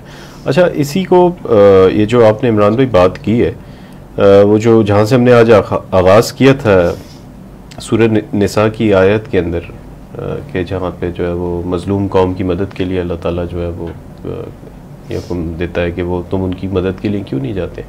تو یہی بات بالکل اس جگہ کے اوپر بھی آئی ہے کہ اگر یہ کام تم نہیں کرو گے تو اللہ تعالیٰ کوئی اور قوم ایسی کھڑی کر دے گا جو یہ کام پھر کرے گی جا کے. جی بالکل. یعنی یہ ہے کہ جب آپ ہسٹری بھی پڑھتے ہیں، ابھی جب قرآن حکیم رمضان کے دوران ہم گزر رہے تھے اور خالد صاحب ہمیں مطالعہ کروا رہے تھے، اصحاب الاخدود کا ذکر آیا سورہ بروج جو آتی ہے آخری پارے میں، اور اس میں وہ جو قوم تھی جس نے جو ہے وہ اللہ تعالیٰ کے اوپر ایمان قبول کر لیا تھا، اور وہ بادشاہ کا واقعہ اور اس لڑکے کا واقعہ بڑا مشہور جو اس صورت کے اندر اللہ تعالیٰ نے بیان کیا. تو اس ظالم بادشاہ نے اس وقت تو ان اہل ایمان کو جو ہے خندقوں میں پھینک دیا، ٹھیک ہے، اور بظاہر ایسا محسوس ہوا کہ اہل ایمان جو ہے وہ ان کے اوپر اس بادشاہ نے غلبہ پا لیا. لیکن کچھ عرصے بعد ہی اللہ تعالیٰ نے اس ظالم کو ایک اور قوم کے ذریعے سے شکست دی، اور اس بادشاہ کو بھی اپنے منطقی انجام تک پہنچایا. تو اہل ایمان کی آزمائش, اگر ہم اس نظریے کو سمجھ لیں کہ ہر دور میں اہل ایمان کی آزمائش تو ہوتی رہی ہے جو حقیقی اہل ایمان ہے, اور اس وقت بھی جس طرح سے ہمارا دل تڑپ رہا ہے, کشمیر میں جو ظلم ہو رہا ہے, ہم عام عوام ہیں, ہم کچھ نہیں کر سکتے, صرف ذہن سازی اس کے لیے کوشش کر سکتے ہیں. حکمرانوں کی براہ راست ذمہ داری ہے, یا اسلامی جماعتوں کو, تحریکوں کو جو لوگ لیڈ کر رہے ہیں. کشمیر میں جو کچھ ہو رہا ہے اس کے اندر ہم کچھ نہیں کر سکتے, لیکن یہ ہم اس کو اس اینگل سے بھی یہ دیکھیں کہ یہ ایک آزمائش تو اہل فلسطین پہ یا اہل کشمیر کے اوپر اللہ کی طرف سے آ رہی ہے, ایک آزمائش یہ میرے اور آپ کے اوپر بھی ہے کہ اس دکھ کی گھڑی کو, اس تکلیف کو ہم نے کیسے سہنا ہے, اور اس سے ہم نے برآمد کیا چیز کرنی ہے, اور یہ کہ اپنے آپ کو بحیثیت قوم, بحیثیت نیشن لے کے ابھرنا ہے, اس کی کیا تیاری کرنی ہے. تو میرے خیال میں قرآن حکیم جو ہمیں یہ ہسٹری بتاتا ہے جس کی طرف آپ اشارہ کر رہے ہیں, تو اس کے اندر ایک بڑا پازیٹیو پیغام بھی ہے کہ حالات چاہے اس سے بھی خراب تر ہو جائیں, لیکن جو تمہارا نظریہ ہے اور جو کہ نظریہ توحید ہے اس کے اوپر تم نے قائم رہنا ہے, توحید عملی کے اوپر قائم رہنا ہے, اور اس کی صورتیں کس طریقے سے دنیا کے اوپر امپلیمنٹ کی جا سکتی ہیں اس چیز کو مقدم رکھتے ہوئے اپنی سی کوشش کرتے چلے جانا. اس کو سر ہسٹوریکلی بھی ذرا دیکھ لیں نا, کہ یہ آپ نے بڑی زبردست بات کی ہے کہ ایک ہوپ کا جو پہلو ہے وہ ہمیشہ سامنے رکھنا چاہیے. ہم یہ دیکھتے ہیں پاس میں بھی کہ اللہ تعالیٰ نے مسلمانوں کو جن کے ذریعے سے پٹوایا انہی کو ہی پھر اسلام کی دولت بھی دے دی, یعنی اسلام کو اللہ تعالیٰ نے برقرار وہ رکھا ہے, اگرچہ کہ اس کی وہ اجنبیت والی کیفیت رہی ہے, لیکن یہ کہ وہ ختم کسی جگہ پر بھی نہیں ہوا. اور جیسے ہم منگولز کو دیکھتے ہیں کہ جو خلافت تھی, بلکہ اس سے پہلے اگر آپ چلے جائیں تو انہی منگولوں کے ذریعے اللہ تعالیٰ نے مسلمانوں کو پٹوایا, اور پھر وہی منگول آگے ان کی نسلیں اسلام لے. علامہ اقبال نے یہی بات کی ہے کہ ہے یہاں فتنہ تاتار کے افسانے سے, پاسبہ مل گئے کعبے کو صنم خانے سے. تو وہ صنم خانے والے ایمان لے آئے. اور آج بھی اگر ہم اپنے پاکستان کے جو کانٹیکسٹ میں دیکھیں نا, تو وہ ڈاکٹر اسرار احمد صاحب رحمہ اللہ ایک بڑی زبردست بات کیا کرتے تھے کہ ہو سکتا ہے کہ اللہ تعالیٰ ہندو کے ذریعے ہمیں پٹوائے اور پھر اسی ہندو کو اسلام کی توفیق دے دے, وہی ہندو بعد میں اسلام کا علم لے کر کھڑے ہو جائیں. تو یہ ممکن ہے, بالکل انشاءاللہ. چلے کمنٹس کا سلسلہ آگے بڑھاتے جاتے ہیں. وقار احمد صاحب ہمارے ساتھ ہیں اور وہ بھی اسی چیز کی طرف اشارہ کر رہے ہیں کہ اس وقت ہم اسرائیل کے اندر جو فلسطین کے اندر اسرائیل ظلم کر رہا ہے اس کو تو ہائی لائٹ کر رہے ہیں, لیکن جو مسلمان ممالک ہیں ان کے اندر ظلم بھی اس سے کہیں بڑھ کے ہو رہا ہے, بہت زیادہ ظلم وہاں پہ ہو رہا ہے, اور عام مسلمان ہی مسلمانوں کے اوپر ظلم کر رہے ہیں. ریسنٹلی وہ ذکر کرتے ہیں کہ جو افغانستان میں واقعات ہوئے, غالباً 55 لڑکیوں کو جو ہے وہ مارا گیا, شہید کیا گیا, اور اسی طرح سے پاکستان کے اندر تو بے شمار واقعات ہیں جو آئے دن دیکھتے رہتے ہیں. تو اس چیز کے اوپر بھی بہرحال ہماری توجہ رہنی چاہیے. ہمارے ساتھ ہیں مہتاب احمد صاحب. ان کا سوال آیا کہ اسرائیل کا مسجد اقصیٰ پر حملہ اور ہمارے نمبر 1 اور نمبر 2 کا مقدس زمین کے دورے میں کیا مناسبت ہو سکتی ہے. یہ تھوڑا سا پولیٹیکل اینڈ انہوں نے ٹچ کر لیا ہے کہ ریسنٹلی اسرائیل کے اندر یہ واقعہ بھی پیش آیا, اور ہمارے پرائم منسٹر صاحب جو ہے وہ دورہ بھی کر رہے ہیں, اور ان سے پہلے جو ہے وہ جو یہ کہہ رہے ہیں نمبر 1 وہ بھی جا چکے ہیں. تو اس میں کیا کوئی مناسبت ہو سکتی ہے اس چیز کو؟ اسد بھائی, اس سوال کے جواب میں تو بہت ساری جو کہتے ہیں نا کہ کنسپیریسی تھیوریز کے ڈومین میں چیزیں کھودی جا سکتی ہیں جی, لیکن بات یہ ہے کہ جو حسن بھائی نے بھی بات کی تھی کہ یہ کوئی پہلی دفعہ تو نہیں, پہلی دفعہ نہیں ہے, یہ ایونٹس ہو رہے ہیں, اس کے پیچھے بہت سارے محرکات ہو سکتے ہیں, انکلوڈنگ کہ ان کی ڈومیسٹک پالیٹکس بھی انوالو ہو سکتی ہیں. تو بات تو یہ ہے کہ باٹم لائن تو شاید یہ ہے کہ ہمارا اپنا کیا پوٹینشیل ہے اور ہماری اپنی کیا ول اور موٹیویشن ہے, وہ تو نظر نہیں آتی.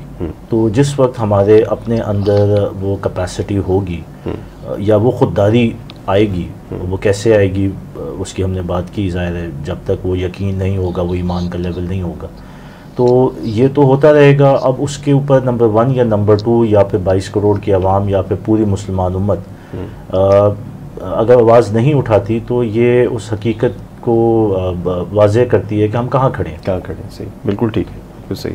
ہمارے ساتھ ہیں ہمارے پارٹیسپینٹ ہیں محمد احمد. ان کا ایک کمنٹ آیا, وہ کہتے ہیں کہ ہم سب سے پہلے رائج الوقت نصاب کے متبادل نصاب اور رائج الوقت نظام کے مقابلے میں تفصیلی طور پر اسلامی نظام کو پیش کرنے کی ضرورت ہے. ہمیں سب سے پہلے ضرورت ہے یہ کام کرنے کی. ہم اس سمت میں پیش قدمی کیوں نہیں کر رہے؟ محمد احمد، ابھی ہم نے ہمارا جو آج کا سیشن ہے ہم نے اسلامی نظام کے اوپر بڑی ڈیٹیل میں گفتگو کرنی ہے اور اس کی ہم ہسٹری کا بھی جائزہ لیں گے. ہمارے یہاں جو تحریکیں اسلامی چل رہی ہیں پوری مسلم امہ میں اس کا بھی ایک جائزہ ہے، اس میں آپ کا یہ کویشچن کور ہو جائے گا.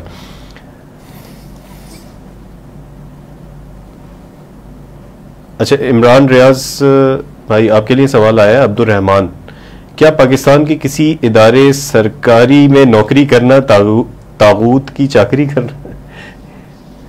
یہ تھوڑا سا دیکھیں، اگر تو آپ نے مجھ سے فتویٰ مانگنا ہے تو فتوے کا تو کوئی امکان یہاں نہیں ہے. البتہ بنیادی بات سمجھ لینی چاہیے کہ جو نظام ہے ہمارا پاکستان کا، یہ بنیادی طور پہ اللہ تعالیٰ سے بغاوت پر مبنی نظام ہے واضح طور پہ. اور یہاں پر اس نظام کے اندر جو جاتا ہے وہ اسی نظام کو کا سرونٹ بن جاتا ہے، اسی نظام کو سپورٹ کرتا ہے. اور جب آپ کا نقطہ نظر یہ ہو کہ آپ اس کے ایک متبادل نظام کھڑا کرنا چاہتے ہیں، اور جب آپ کا نقطہ نظر یہ ہو کہ جس نظام کے علمبردار آپ ہیں وہ اس نظام سے ایگزسٹنگ سسٹم سے براہ راست متصادم ہے، تو پھر جو تقوی کا لیول یہ ہے اور عظیمت کا لیول یہ ہے کہ آپ کو اس نظام کا حصہ اس اعتبار سے نہیں بننا چاہیے.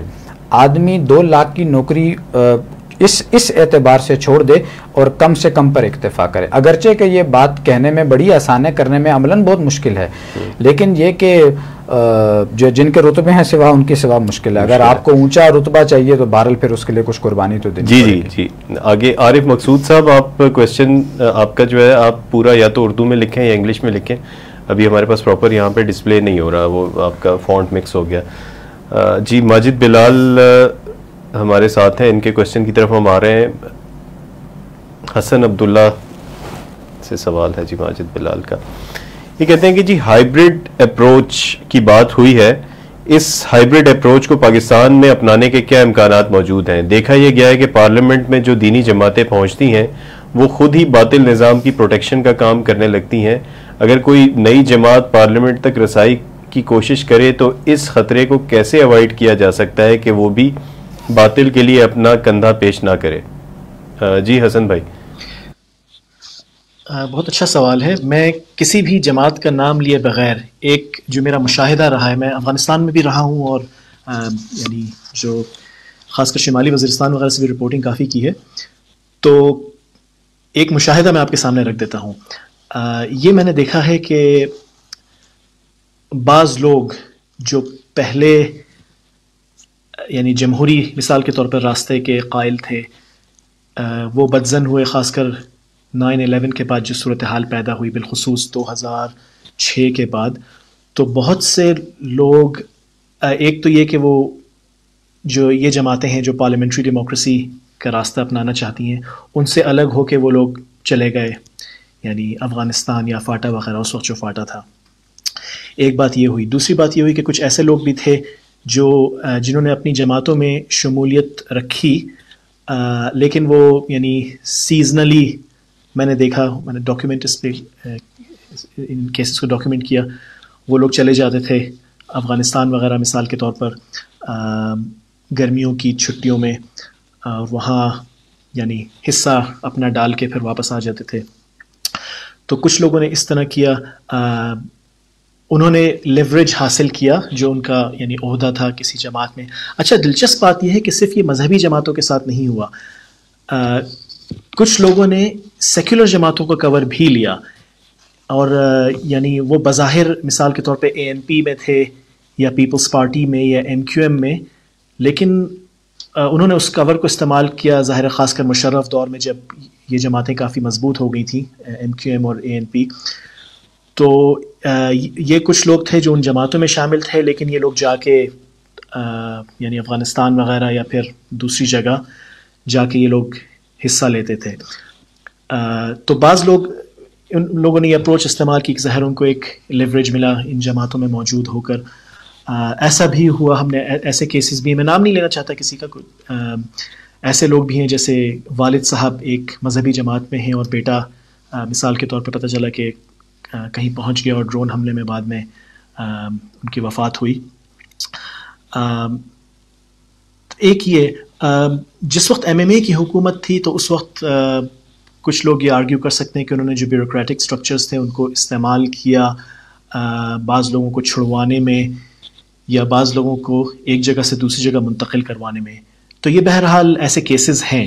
یعنی امپیریکل بنیاد پر میرے خیال سے ہم یہ کہہ سکتے ہیں کہ ہائبرڈ اپروچ کے کچھ یعنی اس نقطہ نظر سے فوائد تو ہیں. بہرحال ظاہر یہ بات ڈیبیٹیبل ہے کہ یہ یعنی اسلامی نقطہ نظر سے، ظاہر میں کوئی مفتی نہیں ہوں، کہ اسلامی نقطہ نظر سے کیا یہ مناسب ہے کہ اگر آپ ایک نظام کو مانتے ہیں کہ طاغوتی نظام ہے اور یعنی حاکمیت ایک نظام جس میں حاکمیت بنیادی طور پر یعنی فلسافیکل نقطہ نظر سے اللہ سے منتقل کر کے انسانوں میں منتقل کر دی گئی، چاہے آپ ہر غیر شرعی قانون سازی کی مخالفت کریں لیکن کیا اس نظام میں اس پارلیمنٹ میں بیٹھنا درست بھی ہے یا نہیں، ظاہر اس طرح کے اسلامی سوالات اٹھ سکتے ہیں. لیکن یعنی امپیریکل بنیادوں پر یہ بات ہم کہہ سکتے ہیں کہ بہرحال کچھ لیوریج تو حاصل ہوتا ہے ان لوگوں کو بھی جو پارلیمنٹ میں بیٹھے ہوئے ہیں اور ان لوگوں کو بھی جو یعنی قوت کا استعمال کر رہے ہیں. ظہور خان کا ایک کمنٹ آیا، اس کے بعد ہم اپنی جو ڈسکشن ہے جو اسلامی نظام اور احیائی فکر کے حوالے سے پاکستان کی جو تاریخ ہے اس کو ہم تھوڑا سا دیکھیں گے. یہ ایک دو کویسچنز لے لیتے ہیں. کہتے ہیں کہ مسلمان اپنا آخری دور زوال، تو یہ زوال تب تک رہے گا جب تک اللہ چاہے گا. یعنی وہ کہہ رہے ہیں مسلمانوں کا آخری دور زوال چل رہا ہے اور جب تک اللہ چاہے گا چلے گا.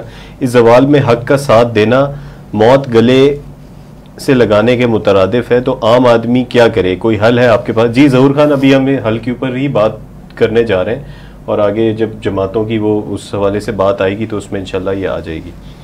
اور ایک سوال ہے ہمارے انور بھائی ہیں، وہ کہہ رہے ہیں کہ امریکہ کے افغانستان سے انخلاء کے بعد کی کیا صورتحال متوقع ہے؟ تو میرے خیال ہے کیوان بھائی اس کویسچن کو تھوڑا سا آپ لے لیں اور حسن بھائی سے کمنٹس لے کے پھر ہم جو احیائی فکر ہے اس کی ڈسکشن کے اوپر آتے ہیں. جی ٹھیک ہو گیا. جی ظاہر ہے یہ معاملہ جیو پالیٹکس کا ہے اور امریکہ کا جو پچھلے 20 سال کا پورا ایک پیٹرن ہے جس میں جس طرح انہوں نے ایک ملک کو ایک انڈیپینڈنٹ ملک کو جس کی گورنمنٹ کو ریکگنائز کر لیا گیا تھا اس کی لبرٹیز کو پامال کیا اور اس کے اوپر انویڈ کیا. تو باقی وہ ہسٹری ہے، وہ ساری ہمارے سامنے ہے. میدان جنگ میں جس کی فتح ہوتی ہے اصل میں ہسٹری میں اسی کا ہی نام لکھا جاتا ہے. تو حقیقت یہ ہے کہ امریکہ کو نیٹو کو وہاں پہ شکست ہوئی اور انہوں نے شکست ایکسیپٹ کیا اور وہ ودرا کر رہے ہیں. بس صرف میں جس چیز پہ ٹچ کرنا چاہوں گا جو میری اپنی ایک آبزرویشن ہے کہ جب ہم امریکہ کی یا یورپ کی یا نیٹو کی یا اس پوری ریس کی بات کرتے ہیں جس کو ہم اینگلو سیکسن بھی کہتے ہیں، تو ان کی ایک ہسٹری رہی ہے جس میں ان کا ایک ظالمانہ کردار اور سفاکیت جو ہے وہ historically it has always been there.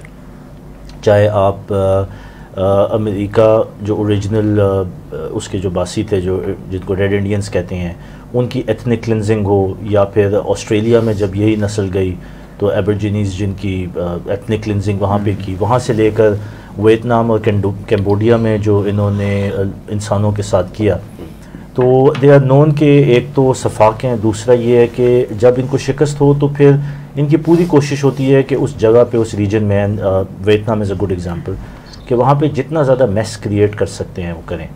تو تھوڑا سا اس بیس پہ میرا یہ خیال ہے کہ اگر ہم کہیں کہ it is just a withdrawal اور اس کے بعد امن قائم ہو جائے گا تو شاید that is not the case. اس میں ظاہر ہے اگر ہم تھیولوجی کے اوپر بیس کریں تو بہت ساری احادیث بھی ہیں، خراسان کا بھی ذکر ہے. کچھ تو پوٹینشیل تھا اس ریجن میں کہ امریکہ نے 9/11 کو ایز اے ایکسکیوز یوز کر کے تو یہاں پہ انویڈ کیا، حالانکہ ایک ملک کی سوورنٹی کو اس طرح انویڈ کرنا کوئی لاجک نہیں بنتا ایک بندے کے پیچھے خاص طور پہ یا کسی آرگنائزیشن کے پیچھے. تو ظاہر ہے بہت کچھ ہے بیک گراؤنڈ میں ہے. اس بیک گراؤنڈ کو ذہن میں رکھتے ہوئے اب اگر یہ وڈرال کر رہے ہیں یا شکست کر رہے ہیں تو کیا ان کے لیے وہ جو تھریٹ ہے جس کی بیس پہ وہ پہلے آئے تھے وہ ختم ہو گئی؟ I don't think so. یا جو ان کے ٹارگٹس ہیں وہ اچیو ہو گئے، یا جو ان کے ٹارگٹس ہیں تو ٹائم ول ٹیل.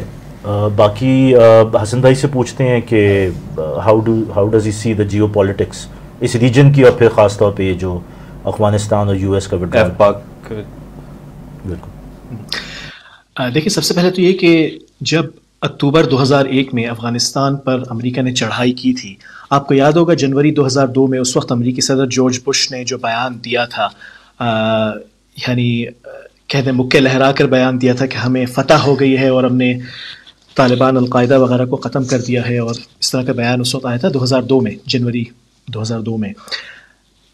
اس کے بعد سے فاسٹ فارورڈ کریں، امریکہ طالبان کو ٹیررسٹ اینٹی کہتا آیا ہے، اور یعنی اسٹیک ہولڈر اس نے تسلیم نہیں کیا تھا. جو دوحہ ٹاکس ہوئیں اس کے بعد سے معاملات بدل گئے. امریکہ نے طالبان کو اسٹیک ہولڈر تسلیم کیا، میجر اسٹیک ہولڈر تسلیم کیا، اور بنیادی طور پر یعنی جو پولیٹیکل معاملات جس طرح سے ہوئے تو اس سے اس بات میں کوئی شک نہیں رہ جاتا کہ نہ صرف طالبان نے اس بات کو پہچان لیا بلکہ جو مخالفین تھے انہوں نے بھی پہچان لیا کہ طالبان کی فتح ہے. تو یعنی فتح، آج کے دور میں فتح کا یہ تقاضا نہیں ہوتا کہ آپ نے جا کے جو دوسری فوج ہے اس کو مکمل طور پہ ایلیمینیٹ کر دیا تو فتح ہوگی. یعنی پولیٹیکل کچھ سگنیفیکنس ہوتی ہے، بعض انڈیکیٹرز ہوتے ہیں. تو اس بات میں شک نہیں ہے کہ طالبان اس بات سے بخوبی واقف ہیں کہ ان کو ایک بہت بڑی فتح تو حاصل ہو چکی ہے. آگے کیا ہوگا؟ دیکھیں جو مطالبہ کیا جا رہا ہے طالبان سے کہ موجودہ افغانستان کی کانسٹیٹیوشن کو وہ تسلیم کریں، اور جو خاص کر ہیومن رائٹس فریم ورک ہے اس کو تسلیم کریں، اور اس کو تسلیم کرتے ہوئے آگے بڑھیں، پاور شیئرنگ ارینجمنٹ وغیرہ کی طرف بڑھیں. تو فی الحال جو بیانات آ رہے ہیں، آپ طالبان ترجمان کے جو بیانات دیکھیں تو اس سے فی الحال ایسا لگتا ہے کہ طالبان کسی کم از کم جو موجودہ کابل ایڈمنسٹریشن ہے اس کے ساتھ وہ پاور شیئرنگ ارینجمنٹ میں نہیں جائیں گے، اس لیے کیونکہ وہ کہتے ہیں کہ یہ پپٹ ایڈمنسٹریشن ہے، امریکہ کی طرف سے کھڑی کی گئی ایڈمنسٹریشن، اور جو نظام تھا تو ظاہر ہے اس کا یہ تسلسل ہے. تو میں نہیں سمجھتا کہ کسی قسم کی پاور شیئرنگ ارینجمنٹ ہوگی. ملٹری کیپیبلٹی اس وقت آپ طالبان کی دیکھیں اور جو اس وقت ان کا کنٹرول ہے، بالخصوص جو رورل ایریاز ہیں افغانستان کے، وہاں پر ان کی کافی پہنچ اور یعنی ان کا اثر رسوخ ہے اس وقت بھی کافی. تو اس کو سامنے رکھتے ہوئے میرے خیال سے اگر طالبان محسوس کرتے ہیں کہ جو وڈرول کا معاملہ ہے امریکہ اس پر پورا نہیں اترتا تو پھر وہ شاید ایک یعنی بھرپور انداز سے اسپرنگ آفینسو لانچ کریں گے. ہو سکتا ہے وہ یعنی اسپرنگ کی جگہ آٹم یا پھر ونٹر میں کسی حد تک ہو، لیکن اسپرنگ میں عموماً کیونکہ ظاہر موسم بھی سازگار ہوتا ہے تو اس لیے بھرپور طریقے سے وہ کارروائیاں کرتے ہیں. اچھا، ایک اور فیکٹر جو طالبان سامنے رکھیں گے وہ یہ کہ پاکستان کا کیا کردار رہا ہے. میرے خیال سے یہ کہنا مناسب ہوگا کہ 2001 سے پہلے تک پاکستان اور طالبان کے جس طرح کے تعلقات تھے اب شاید اس طرح کے تعلقات نہ ہوں. ایک تو ٹرسٹ ڈیفیسٹ ہے، یعنی پاکستان ان ممالک میں سے تھا جس نے طالبان کی حکومت کو تسلیم کیا ہوا تھا. طالبان کے سفیر پاکستان میں موجود تھے، ملا عبدالسلام ضعیف. تو پاکستان نے طالبان کے سفیر کو جس طرح سے پکڑ کے امریکہ کے حوالے کیا اور آگے جا کے جس طرح سے بہت سارے معاملات ہوئے، آپ یہ دیکھیں کہ بہت سے وہ لوگ جن کو امریکہ نے پکڑ کے ٹارچر بھی کیا تھا وہ آگے جا کے پولیٹیکل پروسیس کا حصہ بنے اور ان کے ساتھ جو ہیں وہ امریکی کو ہاتھ ملا رہے تھے اور بڑے جھک کے بات کر رہے تھے. تو پاکستان کی پوزیشن بھی اس میں کمزور ہوئی ہے. طالبان کے نقطہ نظر سے میرے خیال سے وہ یہ محسوس اب کرتے ہوں کہ پاکستان سے شاید ان کو اس طرح سے سپورٹ نہ ملے، تو میرے خیال سے اس معاملے کو بھی وہ اپنی اسٹریٹجائزنگ میں سامنے رکھیں گے. تو فی الحال ایسا لگ رہا ہے کہ جو لڑائی ہے وہ کسی نوعیت تک چلتی رہے گی اگلے چند سالوں میں. اینڈ اف یو ایزیوم کہ طالبان اپنے آپ کو اسٹیبلائز کر لیتے ہیں اور اپنا کنٹرول اسرٹ کر لیتے ہیں، تو ڈو یو تھنک کہ وہ جو فارم آف گورنمنٹ ہوگی وہ پاکستان کے لیے گڈ نیوز ہوگی یا بیڈ نیوز ہوگی؟ I am talking about the current regime جو اس وقت ہے پاکستان کی. دیکھیں یعنی اگر ہم ہسٹوریکل پرسپیکٹو سے اس کو دیکھیں تو طالبان پاکستان کے لیے تو کبھی بھی خطرہ نہیں رہے. جس وقت طالبان کی حکومت تھی اس وقت پاکستان کے جو ویسٹرن بارڈر ہے وہاں پہ تو ڈپلائمنٹ کی ضرورت نہیں تھی. پاکستان کے لیے وہ ایک بالکل سیکیور بارڈر تھا. 2001 کے بعد جس طرح معاملات بدلے، ظاہر امریکن پریشر بھی تھا، پاکستان نے جو کردار ادا کیا اس جنگ میں، غالباً عمران بھائی نے ذکر کیا تھا ایف پاک کا، تو جو ظاہر ایک سنگل تھیٹر کے طور پہ امریکہ اس کو دیکھتا ہے. تو اگر پاکستان مثال کے طور پر طالبان کو ایشورنسز دیتا ہے. ظاہر ہے اگر طالبان اقتدار میں آ جاتے ہیں تو یقیناً پاکستان کا پھر جو رویہ ہے وہ اس میں تبدیلی آئے گی. یعنی پریگمیٹک تقاضا بھی یہی ہے, نظریات کی بنیاد پہ نہیں چل رہے. پریگمیٹزم کا بھی تقاضا یہی ہے کہ پاکستان پھر اپنا رویہ دوبارہ سے تبدیل کرے طالبان کی طرف. تو میں سمجھتا ہوں کہ ایسے اس میں طالبان ظاہر پاکستان کے لیے تو خطرہ نہیں ہوں گے, کیونکہ طالبان میں بھی ایک بہرحال فکری ارتقاء اس کو کہیں یا اسٹریٹجک سوفسٹیکیشن کہیں وہ آئی ہے. یعنی 90 کی دہائی میں جو طالبان تھے اور اس وقت جو طالبان ہیں ان میں بہت فرق ہے. ان کے فقی موقف میں بھی, یعنی کسی زمانے میں مثال کے طور پہ کیمرہ کے سخت خلاف تھے, ٹیلی ویژن وغیرہ کے خلاف تھے, ٹیکنالوجی کو اس طرح انہوں نے استعمال نہیں کیا تھا. لیکن بعد میں القاعدہ وغیرہ کا جو ان پر اثر ہوا, جو فٹ پرنٹ وہاں پہ القاعدہ کا تھا, اس کی وجہ سے طالبان کے بہت سے یعنی موقف میں تبدیلی بہت زیادہ آئی. تو میں سمجھتا ہوں کہ جو پہلے کچھ بیانات تھے کہ وہ اپنے اثر و رسوخ کے دائرہ کار کو بڑھائیں گے, میں نہیں سمجھتا کہ اب وہ جو افغانستان کی جغرافیائی حدود ہے اس سے وہ باہر نکلنا چاہیں گے, کیونکہ جو یعنی پریگمیٹک کنسرنز ہیں اس کو طالبان بھی سامنے رکھیں گے. تو پاکستان کے لیے طالبان کم از کم یعنی مستقبل قریب میں تو خطرہ نہیں بنیں گے. ہاں, اگر کوئی ایسا معاملہ ہوتا ہے کہ مثال کے طور پہ پاکستان دوبارہ سے کسی فرنٹ کا حصہ بن جاتا ہے طالبان کے خلاف, تو پھر ظاہر معاملات پیچیدہ ہو سکتے ہیں. تو اس کانٹیکس میں بھی دیکھنا ہے کہ ہمارے وزیر اعظم اور ہمارے جو آرمی چیف ہیں وہ ابھی سعودیہ کا دورہ کر رہے ہیں, اور یہ اس کے ٹائمنگ بھی سگنیفیکنٹ ہے, اور ہمیں پتہ ہے کہ یہ جو ایفیلیشنز ہیں, پھر یہ سعودیہ سے آگے امریکہ, اور وہ جو پورا ایک نیٹ ورک ہے. تو میرے خیال میں یہ بھی دیکھنا ہوگا کہ ہمارا اپنا کیا رویہ رہتا ہے. کیا ہم ویسٹ کی اور امریکہ کی لائن کو ہی ٹو کرتے ہیں اپنے مفاد کو, یا پھر اپنے ہم ریجنل پولیٹکس کو سمجھ کے تو اپنے آپ کو اور اپنے پڑوسیوں کو اسٹیبلائز کرنے کے اوپر فوکس کرتے ہیں. تو میرے خیال میں دیٹ وڈ آلسو ڈٹرمن کہ ان کا کیا ری ایکشن ہوتا ہے ہمارے ساتھ. اچھا, ایک بڑی امپورٹنٹ بات حسن بھائی کی طرف سے آئی ہے کہ طالبان نے بھی 1990s کے مقابلے میں اب ان کی سوچ اور ان کی جو فکر ہے اس کے اندر تدریجاً کافی انہوں نے سیکھا ہے, لرن کیا ہے. تو اس میں کیا سمجھتے ہیں آپ, کیا ہمارے لیے کیا رہنمائی ہے اس چیز کو اب دیکھیں, کیا ہمیں بھی سیکھنا چاہیے؟ جی, میرے خیال میں جو طالبان کی سوچ میں تبدیلی ہے وہ ایک ایوولوشنری پروسیس ہے. جب بھی آپ کسی ایکسٹریم کی طرف جاتے ہیں تو وہ ایک آپ کہہ رہے ہیں نا میتھمیٹیکل اس کی کونوٹیشن ہے کہ اس کی مین ریویژن ہوتی ہے. تو آپ یعنی کہ نارمیلسی یا ایک بیچ کے راستے کی طرف خود بخود ہی ایک قدرت کا ایک منطقی پروسیس ہے. تو وہ بھی ایک ایوولوشنری پروسیس سے گزرے ہیں. ان کے پاس طاقت آئی لیکن ایک ایکسٹریم پوزیشن انہوں نے رکھی, تو آئیڈیولوجیکل سطح پہ بھی انہوں نے اپنے آپ کو ایوالو کیا. ہمیں تو اور زیادہ کرنا چاہیے, کیونکہ ہمارے تو یہاں پہ ویسے بھی ایک بہت بڑی آپ کہہ لیں کہ ٹرانزیشن ہو رہی ہے دونوں فرنٹس کے اوپر, ہمارے لیفٹ کے اوپر بھی اور ہماری رائٹ کے اوپر بھی. اور میں آپ کو اگر بتاؤں کہ ہم 27ویں رمضان اور پاکستان کی بات کرتے ہیں, تو پاکستان تو شروع سے ہی جو ہے نا اس کے ساتھ ایک اینٹی تھیسس رہا ہے. جب پاکستان وجود میں آیا تو اس وقت 2 سسٹمز چل رہے تھے, کمیونزم تھے اور ایک کیپٹلزم تھا. تو بیچ میں ایک آئیڈیولوجیکل اسٹریٹ جو کور دین کی آئیڈیالوجی, اسلامک آئیڈیالوجی کے اوپر وجود میں آئی, تو وہ ایک اینٹی تھیسس اس وقت بھی سامنے آیا دنیا کے اندر ایک نظام کے لیول پہ.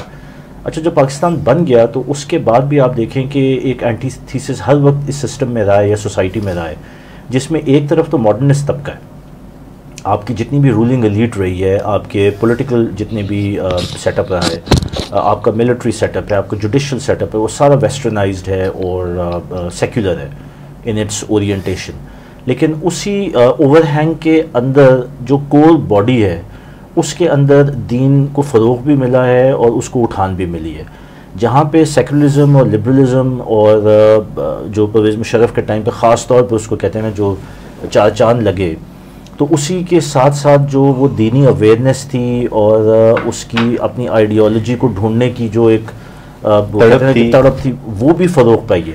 ابھی حسن بھائی نے ایک اسٹیٹسٹکس کا ذکر کیا کہ if I'm not wrong حسن بھائی I think 85% 84% کا نا 84% پاکستان کا ذکر. جی, تو 84% آپ جب سروے کرتے ہیں, I mean this is shocking for those وہ کہتے ہیں نا کہ جو ڈوریں ہلا رہے ہیں، کہ جب آپ نے اتنے زیادہ میڈیا میں انویسٹمنٹ کی، کلچرل ٹرانسفارمیشن میں انویسٹمنٹ کی، اور ویمن لب کے اوپر کام کیا، ڈراموں کے اوپر، فلموں کے اوپر، اینڈ سو آن، پارلیمنٹ کے اندر آپ نے ویمن حقوق نسواں بل آ گیا، حقوق نسواں بل آ گیا، تو یہ مطلب بہت کچھ کرنے کے باوجود بھی اگر 84% of your population, and this is not a small population, 22-23 crore 24 crore کی پوری پاپولیشن، اگر وہ کہتی ہے کہ جی ہمیں اسلامک فارم آف گورننس چاہیے، تو ظاہر ہے دس سیز اے لاٹ.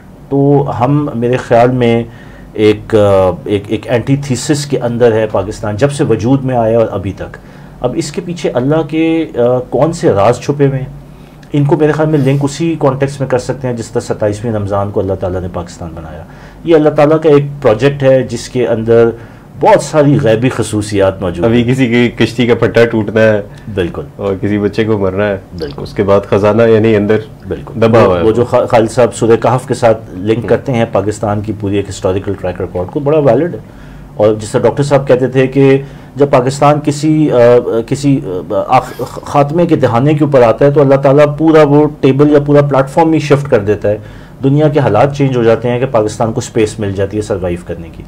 تو اسی امید کے ساتھ کہ ایک اللہ کے ایک بڑے آبجیکٹیوز میں سے انشاءاللہ. چلے ماشاءاللہ.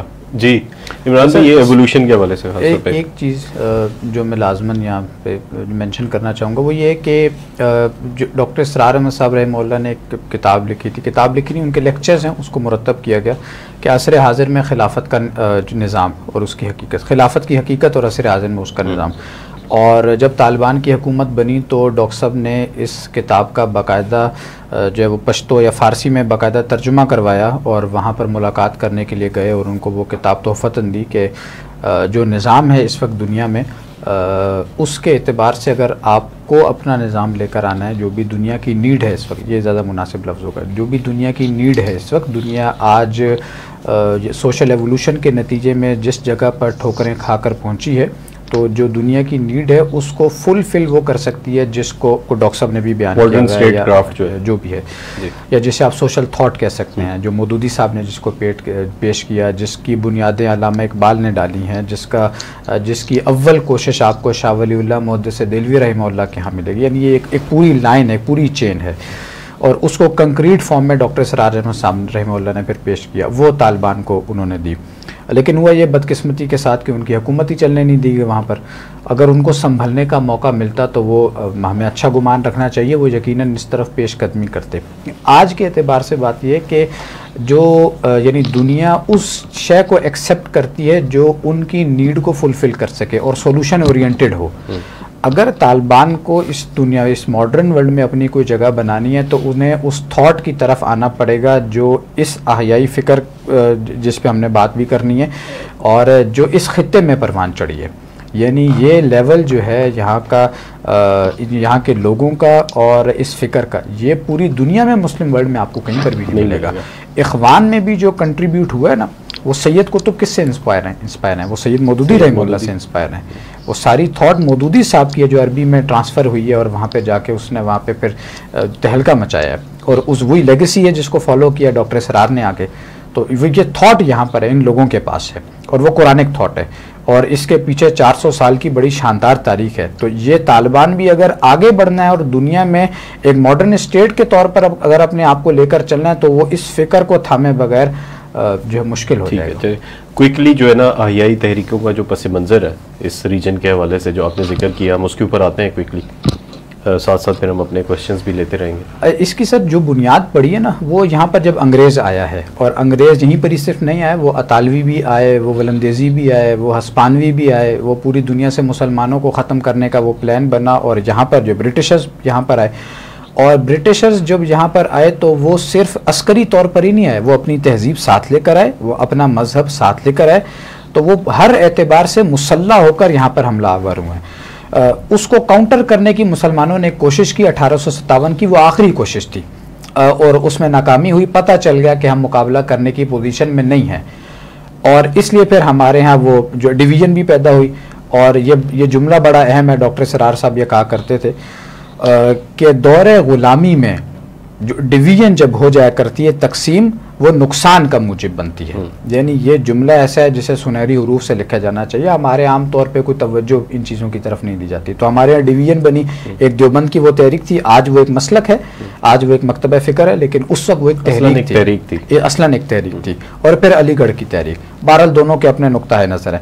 اس کے بعد ایک کچھ درمیان میں لوگ آئے, یہ دو انتہائی تھیں, درمیان میں کچھ لوگ آئے جن کے اندر وہ رد عمل کے طور پر یہ شے سامنے آئی کہ آج جو انگریز ساری دنیا میں مسلمانوں کو کولونلائز کر کے اپنا نظام جو ہے وہ پورے استحکام کے ساتھ مستحکم انداز میں قائم رکھنا چاہتا ہے, تو ہمارا بھی کوئی نظام ہے.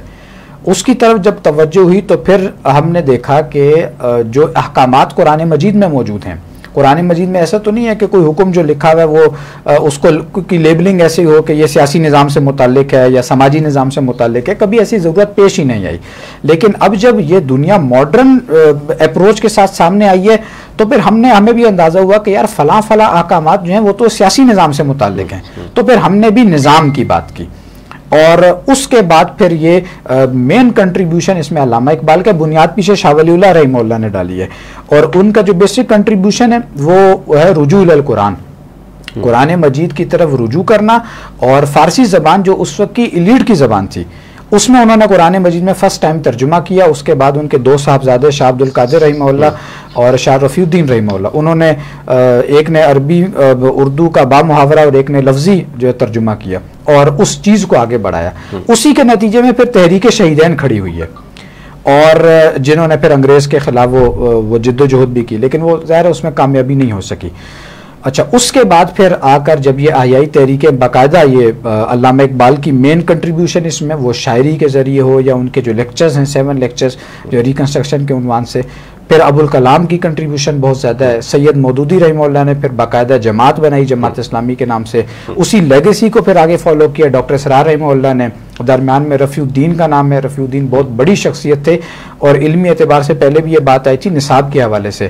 نصاب پر رفیع الدین رحمہ اللہ نے بہت کام کیا ہے, لیکن مسئلہ یہ ہے کہ ہمارے ہاں وہ ساری چیزیں جو ہیں وہ کونے کھدڑوں میں پڑی ہوئی ہیں, کوئی ان کو گھاس ڈالنے والا نہیں ہے. تو رفیع الدین کے اس کام کو بھی سامنے لانا چاہیے جو تعلیمی نظام کے اوپر ان کے پرچے بہت اہم ہے, بہت اچھا کام انہوں نے کیا. ٹھیک ہے, چلے ہم یہ امپلیمنٹیشن کے اوپر ہم آتے ہیں. آیائی تحریکوں کا جو پس منظر ہے وہ تھوڑا سا بیان کر رہے تھے اس ریجن کے حوالے سے, اور ان کی جو کنٹریبیوشن ہے اس کو بھی آپ نے کچھ ٹچ کیا ہے. تو حسن بھائی سے ہم لیتے ہیں کویسچن کہ کس طرح سے دیکھتے ہیں اس ریجن کے اندر آیائی تحریکوں کا جو کنٹریبیوشن ہے اب تک کا جو ایک تسلسل ہے. دیکھیں, اب بر صغیر میں جہاں تک تاریخ کی بات ہے تو وہ عمران بھائی کی اس پہ گرفت ماشاءاللہ بہت اچھی ہے, تاریخی پہلو سے انہوں نے بات کی. میں نشاندہی کروں گا بعض مسائل کی جو میں دیکھتا ہوں اس وقت جو اسلامی تحریکیں ہیں ان کے ساتھ. ہوتا یہ ہے کہ جب جو غالب نظریہ ہوتا ہے بعض اوقات اس کا دباؤ اس قدر بڑھ جاتا ہے کہ جو تحریکیں ہیں وہ اس نہج پہ پہنچتی ہیں کہ وہ یہ محسوس کرتی ہیں کہ ان کو اپنے آپ کو اس ڈومیننٹ آئیڈیالوجی گرد فٹ کرنا ہوگا. ہو سکتا ہے رد عمل کے طور پر یہ معاملہ شروع ہو, لیکن پھر وہ اس کو نارملائز کر بیٹھتی ہیں, اور پھر ایسا ایک وقت آتا ہے کہ یہ جو بہت سی تحریکیں ہیں یہ مکمل طور پر اس ڈومیننٹ آئیڈیالوجی کے دیے ہوئے طریقے کو اور منہج کو اپنا لیتی ہیں جس کے کسی زمانے میں وہ کھڑی ہوئی تھی. وہ احساس ختم ہو جاتا ہے کہ ہم جب بات کر رہے ہیں ایک سسٹمک چینج کی تو اس سسٹمک چینج میں یہ بھی شامل ہے, یعنی یہ جو جس منہج کو ہم اختیار کر رہے ہیں یہ اصل میں یا جو ہمارا ہدف ہو گیا ہے وہ اصل میں اسلام سے نہیں آ رہا بلکہ ایک کسی سیکولر نظریے سے آ رہا ہے. تو مثال کے طور پہ ہم دیکھتے ہیں کہ اس وقت بعض تحریکیں جو اخوان المسلمین سے نکلی, اب انہوں نے حصول اقتدار کو ہی بظاہر ایسا لگ رہا ہے کہ حصول اقتدار ہی مقصد اصلی بن کر رہ گیا. یعنی کسی زمانے میں وہ لوگ جو کہہ رہے تھے کہ دیکھیں ہم جمہوریت کو استعمال کریں گے صرف اقتدار میں آنے کے لیے اور پھر اس پہ سے چھلانگ لگا دیں گے, لیکن اب ایسا لگ رہا ہے کہ ان کا طرز یہ ہو گیا ہے کہ وہ کہہ رہے ہیں کہ نہیں یہ جمہوریت ہی مقصود اصلی ہے, اور وہ کہہ رہے ہیں کہ دیکھیں جمہوریت تو آئی ہی اسلام سے, اور اس طرح کی باتیں. تو یہاں پر پھر وہ فکری انتشار اور تذبذب کا سلسلہ ایک شروع ہوتا ہے, اور پھر وہ جو کلیئرٹی آف تھاٹ ہے وہ ختم ہو جاتی ہے. جب کلیئرٹی آف تھاٹ ختم ہو جاتی ہے تو پھر جو آپ حاصل کرنے کسی زمانے میں نکل پڑے تھے وہ آپ بھول جاتے ہیں، اور پھر بس آپ اسی میٹیریلسٹک فریم ورک میں، میٹیریلسٹک پولیٹیکل فریم ورک میں، چاہے اپنی رد عمل پسندانہ سیاست ہو یا بس سوشل موبلٹی ہو کہ ہم اقتدار میں آئیں اور ادھر بھی پروٹوکول تھوڑا سا مل جائے، بدقسمتی سے صرف وہ معاملات ہو کر رہ جاتے ہیں. تو میرے خیال سے جو ہماری تحریکیں ہیں اس وقت، جو ہماری تنظیمیں ہیں، جماعتیں ہیں، ان کو بہت سنجیدگی سے بیٹھ کر یعنی جو عامیانہ گفتگو ہے اس سے نکل کر، رد عمل پسندانہ جو اپروچ ہے اس سے نکل کر جائزہ لینے کی ضرورت ہے کہ ہم کہاں پر غلطیاں کر رہے ہیں، کہاں پر ہم نے کمپرومائز کر دیا ہے، کہاں پر ہم مصلحت پسندی کا شکار ہو گئے ہیں، اور کہاں پر ہمیں معاملات کو ریسیٹ کرنے کی ضرورت ہے.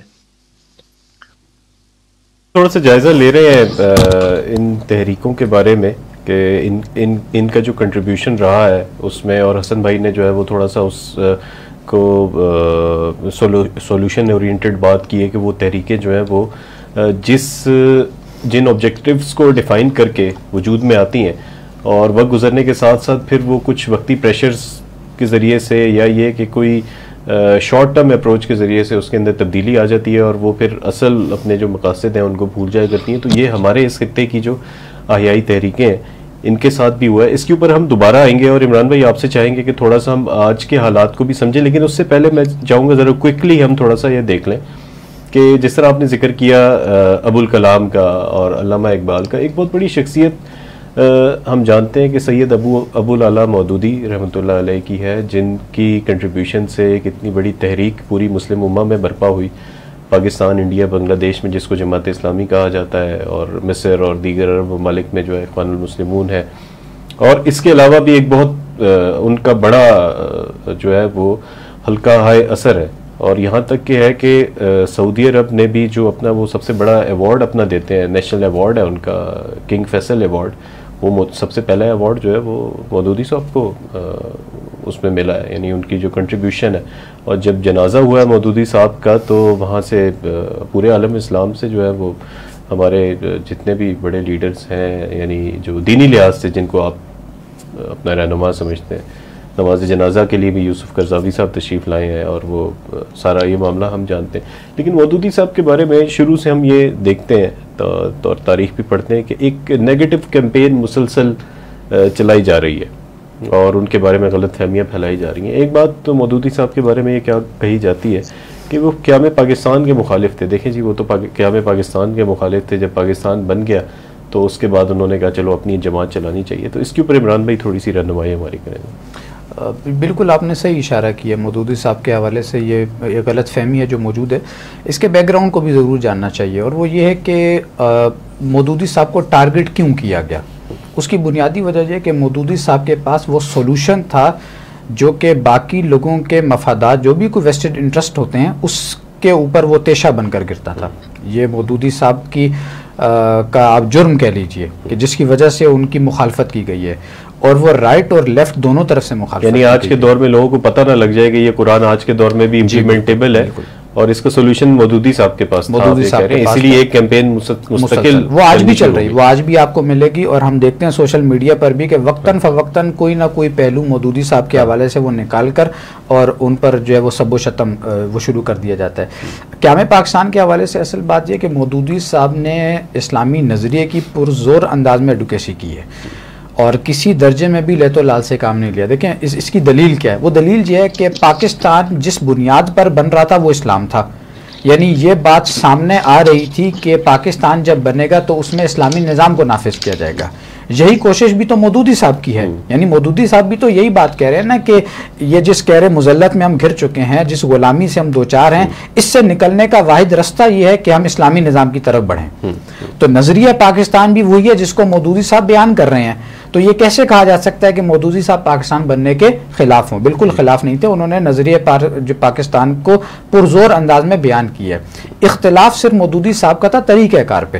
مودودی صاحب کا خیال یہ تھا کہ پاکستان جس طریقے سے بنایا جا رہا ہے، جو منہج جس کو اڈاپٹ کیا جا رہا ہے، اس کے نتیجے میں ایک قومی ریاست تو وجود میں آ سکتی ہے، لیکن اسلامی ریاست وجود میں نہیں آ سکتی.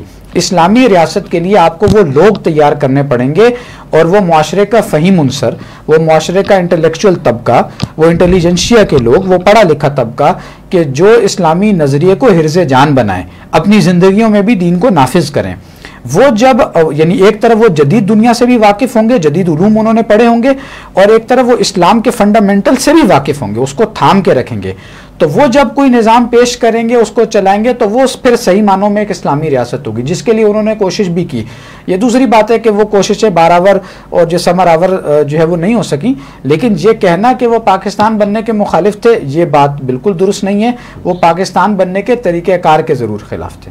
ٹھیک ہے، چلیں اسی سے جو ہے وہ ایک اور کویشچن میں اس میں لے لیتا ہوں کہ یہ جو ہستیاں گزری ہیں، علامہ اقبال، ڈاکٹر اسرار احمد، مولانا مودودی صاحب، ابوالکلام، ان کے پاس یہ کون سی ایسی دعوت تھی، کون سا ان کے پاس ایسا یونیک سیلنگ پوائنٹ تھا جو معاشرے کا یہ جو آپ فرما رہے ہیں کہ فہیم طبقہ یا ذوی العقول جن کو کہا جاتا ہے، ایلیٹ کہا جاتا ہے، اس کو انہوں نے ہلایا جا کے اور ٹچ کیا، ان کے بھی جو دلوں کے تار تھے؟ سر بنیادی بات جو ہے نا اس میں وہ یہ ہے کہ ان سب کی دعوت کا جو منبع اور سرچشمہ ہے وہ قرآن مجید ہے. وہ جیسے میں نے عرض کیا کہ بادشاہ ولی اللہ رحمہ اللہ سے شروع ہوئی تھی، اور قرآن مجید کی بنیاد پر انہوں نے جو دعوت پیش کی، اس میں یہ بات کہنے میں کوئی باک نہیں ہونا چاہیے، یہ بات کہہ دینی چاہیے کہ اس میں نفرت کا عنصر بالکل بھی غالب نہیں تھا. یعنی انہوں نے جس بھی طبقے کو ایڈریس کیا ہے اسے اپنا حریف نہیں سمجھا. عام طور پہ ہمارے یہاں یہ مسئلہ ہو جاتا ہے کہ ہم جب کسی کو دعوت دیتے ہیں تو اسے اپنا مد مقابل سمجھ لیتے ہیں، یہ بات ہی نامناسب ہے. یعنی پاکستان کے حوالے سے بھی اگر آپ دیکھیں نا، یہاں پر لوگوں کی اکثریت دین پر عمل پیرا نہیں ہے، تو اس کی وجہ ان کی دین سے نفرت نہیں ہے کسی درجے میں بھی. یعنی یہ شاید چند لوگوں کے آٹے میں نمک کے برابر بھی شاید وہ لوگ نہ ہوں جن کے ویسٹڈ انٹرسٹ وابستہ ہیں اس نظام کے ساتھ. بنیادی بات جو ہے وہ دین سے ان کی ناواقفیت ہے. اور اس وقت معاملہ بھی یہی تھا. مودودی صاحب نے اس نفرت کے عنصر کو نکالا ہے، اور وہ جیسے قرآن مجید یا ایھا الناس کہہ کے ایڈریس کرتا ہے، مودودی صاحب نے بھی اسی اپروچ کو لے کر چلے ہیں. نمبر 2، مودودی صاحب نے معاشرے کے اس فہیم طبقے کو ایڈریس کیا ہے کہ جو معاشرے میں کوئی وائٹل رول پلے کر سکتا ہے، یعنی سگنیفیکنٹ رول کوئی جو پلے کر سکتا ہے، اس طبقے کو ایڈریس کیا ہے. جب تک آپ ان لوگوں کو ایڈریس نہیں کرتے، ان لوگوں کے جو بھی مسائل ہیں ان کا کوئی سولوشن پیش نہیں کرتے، تو لوگ اسلام کی طرف نہیں آ سکتے. یعنی یہ بات کہنی چاہیے کہ مودودی صاحب نے اسلام کو، جو کہ آؤٹ ڈیٹڈ ہو چکا تھا اور لوگ اسلام سے دور ہو رہے تھے، خاص طور پہ آپ کا پڑھا لکھا طبقہ، ان کے لیے مودودی صاحب نے اسلام کو ایک قابل عمل سولوشن بنا کر وہ یعنی قابل عمل سولوشن اسلام کا وہ پرووائڈ کیا ہے. اور اس میں اہم ترین بات یہ ہے کہ دیکھیں، نظام کی جب ہم بات کرتے ہیں نا، تو دنیا میں جب آپ پھرتے ہیں تو آپ کو ٹاکرا ہوتا ہے مختلف نظاموں سے، مختلف آئیڈیالوجیز کے لوگ کے حاملین موجود ہیں. تو جب آپ کے پاس بھی کوئی ایسا نظام موجود ہوگا جو آج کے دور میں فٹسٹ ہوگا، جو قابل عمل ہوگا، سولوشن اورینٹڈ نظام ہوگا، تب لوگ آپ کی بات سنیں گے. تو مودودی صاحب نے، علامہ اقبال نے، ابوالکلام نے، ڈاکٹر اسرار نے، رفیع الدین صاحب نے، ان لوگوں نے آج کل کے پڑھے لکھے نوجوانوں میں وہ کانفیڈنس پیدا کیا ہے جو اسلام کے اوپر ان کو اب ہے الحمدللہ، اور وہ کانفیڈنٹلی مغرب کے سامنے یا جو بھی اور آئیڈیالوجیز ہیں ان کے سامنے کانفیڈنٹلی بات کر سکتے ہیں. ٹھیک ہے. اچھا، حسن بھائی کی ہم بات کو تھوڑا سا آگے بڑھائیں گے کہ اس وقت جو کرنٹ سچویشن ہے، آحیائی فکر کی روشنی میں یہ جو آحیائی تحریکیں بلٹ ہوئی ہیں، تو اس وقت ہم دیکھتے ہیں کہ جہاں پہ مایوسی کی کیفیت اوور آل اگر ملکی صورتحال پہ دیکھیں، ہم اسلامی ملکوں کو دیکھیں، اور اس میں خاص طور پہ پاکستان کے حوالے سے جیسے ہم آج کا پروگرام کر رہے ہیں، اسی میں ہم ان تحریکوں کے اوپر بھی دیکھتے ہیں، تو بظاہر تو ہمیں کوئی پیش رفت نظر نہیں آتی. اور جو موجودہ صورتحال ہے اس کے بارے میں کیا کہنا چاہیں گے؟ سر، جو موجودہ صورتحال ہے نا اس وقت، آپ کی سوال میں ایک اور کون سا نکتہ تھا، کائنڈلی کر پہلے اس چیز کو لے لیں کہ یہ جو تحریکوں کی اس وقت موجودہ صورتحال ہے، اس کو آپ کس طرح سے دیکھ رہے ہیں، پھر ہم سولوشن کے اوپر بات کریں گے. اچھا، اس وقت صورتحال جو ہے نا وہ ایک مایوسی کی تو ہے. مایوسی کی اس اعتبار سے کہ یہ جو بھی بڑی شخصیات گزری ہیں، آج ہم دیکھتے ہیں معاشرے میں کوئی بڑی شخصیت اس طریقے سے موجود نہیں ہے. یعنی مودودی صاحب واقعتاً ایک لیڈر تھے، ڈاکٹر اسرار صاحب کو آپ دیکھیں، وہ واقعتاً ایک لیڈر تھے. تو اس لیول کی تو شخصیت آپ کو اس وقت کوئی نظر نہیں آتی. یعنی اس ریجن کی حد تک بھی اگر ہم دیکھیں تو جو کام ان لوگوں نے اس وقت کیا، ان کی جو سیکنڈ لیئرز آئی ہیں جدھر بھی آئی ہیں، وہاں پھر بھی مسائل پیدا ہوئے, اس نظریے سے بھی دوری پیدا ہوئے. اس کے بہت سارے عوامل ہو سکتے ہیں یہ پس منظر میں, ان کو ہم اس وقت سائڈ پہ کرتے ہوئے جو اصل بات ہے کہ وہ چیز اب جو فکر ہے وہ دبی ہوئی ہے اس وقت, اور اس وقت ضرورت یہ ہے کہ بڑے پیمانے پر اس فکر کو عام کیا جائے. یعنی اس وقت کرنے کا جو اصل کام کوئی کہا جا سکتا ہے وہ مودودی صاحب کی تھاٹ, وہ علامہ اقبال کی تھاٹ, وہ ڈاکٹر سرار کی تھاٹ, رفیع الدین صاحب کی تھاٹ, ان سب کو آگے لے کر آیا جائے. یہ چیزیں دبی ہوئی ہیں, کام بہت ہوا ہے. ایک بات یہ کہی جاتی ہے نا کہ علمی اعتبار سے ہم کہاں کھڑے ہیں, بھائی علمی اعتبار سے لوگوں نے بہت کام کیا ہے, وہ کام دبا ہوا ہے. یہ ہماری کمزوری ہے کہ ہم اس پر سرفیس, ان چیزوں کو سرفیس پر لانے میں ناکام رہے ہیں ابھی تک. ان کو باہر نکالیں, ان کتابوں کے اوپر جو مٹیاں آ گئی ہیں ان مٹیوں کو صاف کریں, اور جو بھی جدید ذرائع ہیں, جو جدید ٹولز ہیں, میڈیا کا دور ہے, بڑے پیمانے پہ ان چیزوں کو عام کرنے کی ضرورت ہے. اس وقت وہ چیز دبی ہوئی ہے جس کو باہر لانے کی ضرورت ہے. بالکل صحیح ہے. حسن بھائی, ہم یہ دیکھتے ہیں, عمران بھائی کی بات کو تھوڑا سا آگے بڑھا رہے ہیں کہ جس طرح بڑی شخصیت کے انتظار میں ہر وقت مسلمان رہے ہیں, اور اس وقت بھی ایک بڑی شخصیت کے انتظار میں اللہ تعالیٰ کی یہ سنت ہم دیکھتے ہیں تاریخ کے اندر کہ جب بھی اللہ تعالیٰ نے اپنے نبیوں کو بھیجا ہے تو اس سے پہلے جو ہے وہ ایک معاشرے میں ایک ویکیوم پیدا ہوتا تھا. اب ہم محسوس کرتے ہیں کہ مودودی صاحب جب دنیا سے تشریف لے گئے اور اس کے بعد تقریباً 20-25 سال بعد ڈاکٹر سار صاحب بھی چلے گئے, تو ایک امت مسلمہ کے اندر بھی ایک ہمیں فکری گیپ نظر آتا ہے لیڈرشپ کا, کہ کوئی گائیڈنس کے لیے موجود نہیں ہے. جن لوگوں کے اندر پوٹینشیل موجود تھا وہ یا تو یہ ہے کہ ملیٹنسی کی طرف چلے گئے, یا یہ ہے کہ دل برداشتہ ہو کے اس فرض سے ہی غافل ہو گئے جس فرض کو ان شخصیات نے سمجھایا تھا اور انہوں نے زندگی کا مقصد بتایا تھا. تو اب کیا رہنمائی ہے ہمارے لیے کہ یا تو ہم ان شخصیات کا انتظار کریں, یا ان شخصیات سے جو ایک ٹارچ ہمارے پاس آئی ہے, ہمارے ہاتھ میں آئی ہے, اس ٹارچ کو ایز اے ٹیم آگے لے کے چلیں. آپ کیا سمجھتے ہیں اس بارے میں؟ دیکھیں اسد بھائی, سب سے پہلے تو یہ کہ قرآن کیا تقاضا کرتا ہے بالکل واضح ہے. یعنی اللہ کی کتاب محفوظ ہے, اس میں کسی قسم کی ترمیم نہیں ہوئی. اس سے ذرا آگے بڑھیں تو جو جدید فکر کی جب بات کریں تو عمران بھائی نے جو بات کی بالکل مناسب ہے کہ بہت زیادہ کام کیا گیا ہے فکری طور پر, لیکن یعنی وہ لوگ مثال کے طور پر جو ان شخصیات سے منسلک تھے جنہوں نے اتنا کام کیا, ان لوگوں تک نے یعنی ان کتابوں کو یا تو فراموش کر دیا یا پھر شاید سمجھ نہیں پائے یا بھول گئے, مجھے نہیں پتا. تو کام کافی کیا گیا. کس چیز کی ہمیں ضرورت ہے؟ ہمیں اس چیز کی ضرورت ہے کہ خاص کر جو ہمارے جو دشمن ہیں, جو مخالفین ہیں, وہ کیا سوچ رہے ہیں, وہ کیا کر رہے ہیں, کس قسم کی منصوبہ بندی کر رہے ہیں, اس پر ایک تو ہم گہری نظر رکھیں. مثال کے طور پہ آپ جو معروف مغربی تھنک ٹینکس ہیں جیسے رینڈ کارپوریشن, ان کی آپ رپورٹس پڑھیں تو ایک آپ کو اچھا اندازہ مل جاتا ہے کہ وہ کیا سوچ رہے ہیں, کیا کر رہے ہیں, کیا کرنا چاہ رہے ہیں. دوسری بات, جہاں تک سوال ہے مایوسی کا, تو دیکھیں یہاں پر ہمیں اپنے آپ کو یاد کرانا پڑے گا کہ ہمارا الٹیمیٹ مقصد کیا ہے. ہمارا الٹیمیٹ مقصد کوئی مادی مقصد نہیں ہے. ہمارا الٹیمیٹ مقصد ہے اور کامیابی ہے جو قرآن نے بیان کی ہے, فمن زحزح عن النار وادخل الجنہ فقد فاز. جو آگ سے بچا لیا گیا اور جنت میں داخل کر دیا گیا وہ کامیاب ہے. تو الٹیمیٹ کامیابی تو ہماری اخروی کامیابی ہے, یعنی آخرت میں جو ملے گی. کیا ہم دنیا میں ہاتھ پہ ہاتھ رکھ کے بیٹھ جائیں؟ ہرگز نہیں. دنیا میں اللہ کے اس نظام کو غالب کرنے کے لیے ہمیں اپنا کردار ادا کرنا ہے. ہم سے یہ سوال نہیں ہوگا کہ کیا تمہاری جدوجہد کے نتیجے میں تمہاری زندگی میں نظام رائج ہو گیا, تبدیلی آ گئی یا نہیں آئی. ہم سے یہ سوال نہیں ہوگا. ہم سے یہ سوال ہوگا کہ کیا تم نے اپنا کردار ادا کیا. تو یہ موٹیویشن کافی ہونی چاہیے. تو سب سے پہلے تو ہم کسی قسم کے فکری انتشار کا شکار نہ ہو. ہمارا دین کیا تقاضا کرتا ہے یہ بالکل ہم پہ واضح ہو. مشکلات آئیں گی, قرآن نے خود واضح کر دیا ہے کہ کیا تم سمجھتے ہو کہ تم آزمائشوں سے نہیں گزرو گے.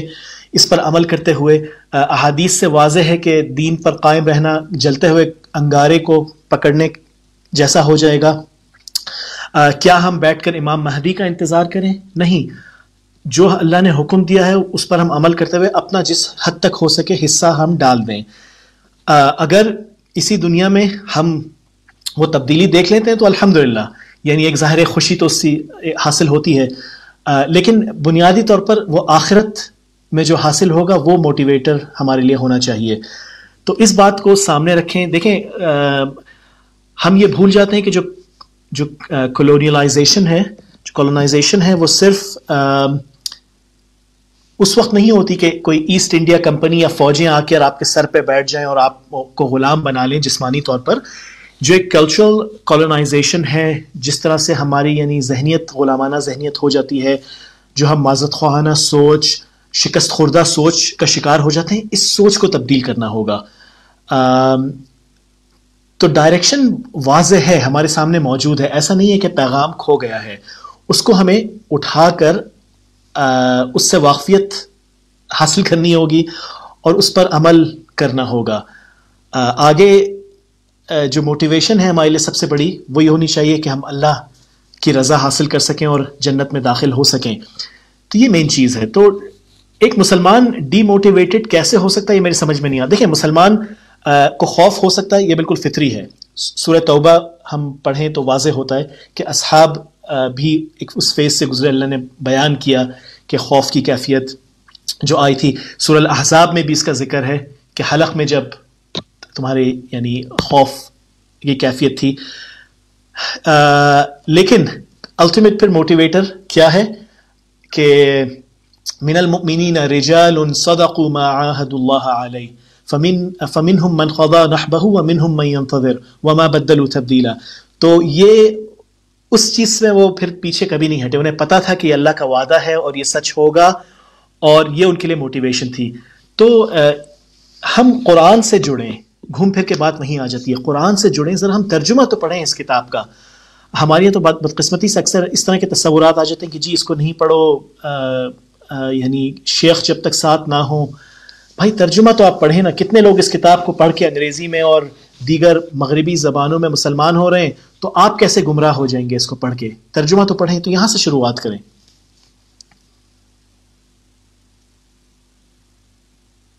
سر میں چاہوں گا کہ اسی پہلو میں ایک اور اینگل کو بھی دیکھا جائے، اور وہ یہ ہے کہ یہ جو تحریکیں ساری اٹھی تو ان کے ساتھ ساتھ کچھ تھریٹس بھی تھیں جو کہ مسلسل چلتی رہیں، اور میرے خیال میں بہت ضروری ہے کہ ہم اپنے دشمن کو بھی پہچانیں اور اس کے اوپر بھی نظر رکھیں. یہ پاسبل نہیں ہے کہ یہ تحریکیں اٹھ رہی ہیں، ایک نئے نظام کی جو ہے نا وعید کر رہی ہیں، اور دشمن جو ہوگا وہ سویا ہوا ہوگا. میں آپ کو تھوڑا سا بیک گراؤنڈ میں لے جانا چاہتا ہوں اور ایک پیرل ڈرا کرنا چاہتا ہوں. اگر آپ دیکھیں کہ تقریباً 14 سینچری سے لے کر 17 سینچری تک ایک رینیسنس کی موومنٹ تھی جو یورپ کے اندر ہے. اس سے پہلے ڈارک ایجز تھی. میں یہ پیرل اس لیے بلڈ کر رہا ہوں کہ یہاں پہ وہ ایک کلیش بلڈ ہوا جو کہ ریلیجن کے اوپر بیس کرتا تھا، اور اس میں تھوڑا سا یہ بھی پہلو اجاگر کروں گا کہ تقریباً کوئی 8 سے 10 سینچری کے آس پاس جو ریلیجس کلرجی تھی کرسچینٹی کے اندر، اس کے اندر انفلٹریشن بھی ہوئی، اور وہ انفلٹریشن ہوئی ٹیمپلرز کی صورت میں. اور وہ آپ کو ایک بیک گراؤنڈ پتہ ہے کہ وہ سلیبی تھے، وہ اوریجنلی یہودی تھے لیکن وہ کرسچینٹی کے روپ میں آئے. بہرحال وہ ایک وسیع ٹاپک ہے، لیکن ہم کہیں کہ وہ انفلٹریشن کا ایک اینڈ رزلٹ یہ تھا کہ دین کے اندر، کرسچینٹی کے اندر شدت پسندی آئی، اور اس سے ایک نیچرل سوسائٹی کے اندر ریئیکشن آیا، جس کا انجام یہ تھا کہ وہ جو رینیسنس کی موومنٹ تھی، انلائٹمنٹ کی موومنٹ، اس میں دین کو بالکل سائڈ ٹریک کر دیا، اور عوام کی جنرل جو ایک ایکسیپٹنس تھی وہ یہ تھی کہ سائنس، ٹیکنالوجی، پروگریس، اس کو ہم اڈاپٹ کریں. اب اس چیز کو ٹرانسپوز کریں اور اپنے موجودہ حالات کو دیکھیں. جو میں تھریٹ کی بات کروں، دیکھیں دشمن تو وہی ہے جو اللہ تعالیٰ نے ذکر کیا کہ شیطان تمہارا کھلا دشمن ہے، اور اس کے سپورٹرز جو ہیں وہ یہود ہیں اور نصارہ ہیں. تو اس کانٹیکس کو سامنے رکھتے ہوئے اب اگر آپ موجودہ صورتحال دیکھیں، خاص طور پہ پوسٹ 9/11، اسلام کا جو ایک نئی ایک شکل جو پورٹرے کرنے کی کوشش کی جا رہی ہے، چاہے ویسٹ میں ہو یا پاکستان کی اپنی سوسائٹی میں بھی ہو. ویسٹ کی ایک شکل جو داعش کی شکل میں سامنے آئی، وہ ایک بھیانک اور ایک ایکسٹریم کی شکل تھی. جس طرح کرسچینٹی میں جو بیک گراؤنڈ تھا وہ یہ تھا کہ سلیبی جو تھے وہ زندہ جلا دیتے تھے لوگوں کو، جیسے اس کے نتیجے میں جس طرح سے لوگ وہاں مذہب سے بدزن ہوئے تھے، بالکل یہاں بھی مذہب سے بدزن ہو جائے ایک بالکل منظم طریقے سے. یعنی کہ وہی پلانر ہے، وہی گیم پلان ہے، لیکن ٹائم فریم کو اگر آپ سوئچ کر دیں. اسی طرح پاکستان کے اندر ایک TTP کا رول تھا جو کہ ایک ظالمانہ اور ایک ایکسٹریم اور شدت پسندانہ رول. ڈاکٹر صاحب نے آپ کو یاد ہوگا اس پہ تقریر بھی کی تھی، بلکنائزیشن آف پاکستان اور طالبانائزیشن آف پاکستان، بڑا اس چیز کو کنڈیم کیا تھا. تو آپ اس کانٹیکس میں دیکھیں کہ یہ نہیں ہو سکتا کہ تحریکوں کے اندر انفلٹریشن دشمن کی نہ ہو. جب دشمن اس وقت اس لیول پہ کام کر رہا ہے کہ میسز کو دین سے دور کرو، ان کو لادینیت کی طرف لے کے جاؤ اور ان کو سیکولر بناؤ، تو آپ یاد کریں کہ رینیسنس موومنٹ کا انجام یہ تھا کہ پروٹیسٹنٹ کرسچینٹی وجود میں آئی جو دین سے دور تھی. آج آپ یہاں پہ دیکھیں تو ڈیوینٹ فکر جس طرح آپ کو غامدی صاحب کی ملتی ہے، وہ بھی تقریباً پروٹیسٹنٹ اسلام کی ہی ایک نئی شکل وجود میں آنے جا رہی ہے. تو یہ تھریٹس ہیں جو کہ موجود ہے، اور اسی کے کچھ نہ کچھ اسباق جو ہیں وہ تحریکوں کے اندر بھی موجود ہیں.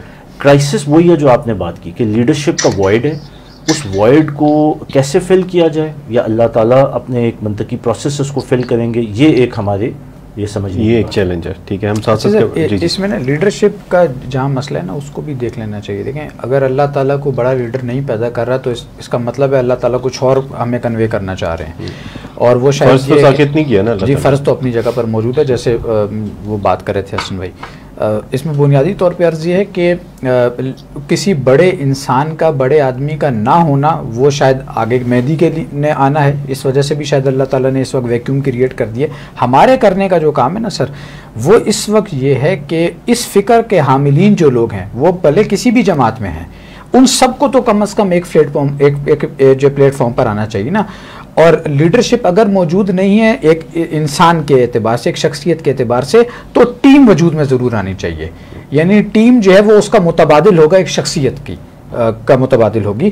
وہ ٹیم ورک ہو، ٹیم وجود میں آئے اور وہ کام کرے. میسو لیول پر ان چیزوں کو عام کرنے کی ضرورت ہے.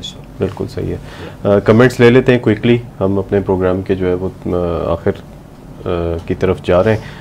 اور ظہور خان ہمارے ساتھ ہیں شروع سے. وہ کہتے ہیں کہ شہادت الناس تو کرنے کا کام ہے، لیکن عوام کی ترجیحات کچھ اور ہیں جو کہ یہود بھی مہیا کر رہے ہیں. آج یہود اپنا آخری دور عروج گزار رہے ہیں اور مسلمان اپنا آخری دور زوال. تو یہ زوال تب تک رہے گا جب تک اللہ چاہے گا. اس زوال میں حق کا ساتھ دینا موت گلے لگانے کے مترادف ہے. تو عام آدمی کو کیا کرنا چاہیے؟ حل کیا ہے؟ حل جو ہے وہ ابھی ہم نے اس کے اوپر بات بھی کر لی ہے کہ، اور ابھی فائنل ہم آپ سے یہ کوشچن ابھی لے لیتے ہیں ظہور بھائی آپ کا. اچھا، تجمل سلیم کہتے ہیں کہ اگر نظام کے اندر نظام کو توڑا جائے، جیسے ہمارے نظام کے اندر لوگ اپنے مفاد کو ترجیح دیتے ہیں، تو ہمیں کیا کرنا چاہیے؟ یہ سولوشن میں کور کر لیں. ہاں، سولوشن کے اندر اس کو تھوڑا سا کور کر لیتے ہیں. اچھا، ایک کوشچن اور آ گیا ہے کہ کیا کوئی مجاہد جماعت کشمیر میں مسلمانوں کی مدد کے لیے جانا چاہے، جہاں کشمیری مسلمانوں کی مدد ہوگی تو اس میں ان کی مدد ہوگی یا ان کو اور مشکلات میں ڈالیں گے آپ جا کے؟ تو یہ ایک سوال آ گیا. یہ اس کو آپ ابھی اگر لے لیں گے یا اس کے اوپر، کیونکہ ڈاکٹر سار صاحب کا اور مولانا مودودی کا بڑا اصولی موقف رہا ہے، اور یہ بالکل اینٹی ایک رہا ہے، مین سٹریم سے ہٹ کے یہ دونوں شخصیات کا موقف رہا ہے، جس کو بڑا ہمارے ریلیجیس طبقے نے بھی جس کے اوپر بڑی تنقید کی ہے. تو اس سوال کو میرے خیال لے لیتے ہیں. دیکھیں مودودی صاحب کا موقف یہ تھا کہ اب یہ ظاہر ہے جب پاکستان بنا ہے تو یہ معاملہ ساتھ ہی اگلے سال 1948 سے ہی کشمیر والا مسئلہ ہمارا شروع ہو گیا.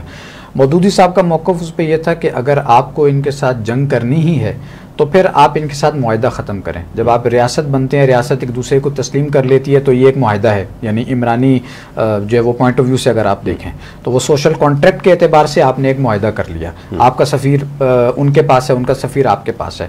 تو قرآن مجید کا جو نقطہ نظر ہے جو سورہ توبہ کے ابتدائی رکوعوں میں آیا کہ مشرکین کے ساتھ معاہدہ اگر ہے تو پھر معاہدہ ختم کرو اور پھر دو بدو ان کے ساتھ جنگ ہو.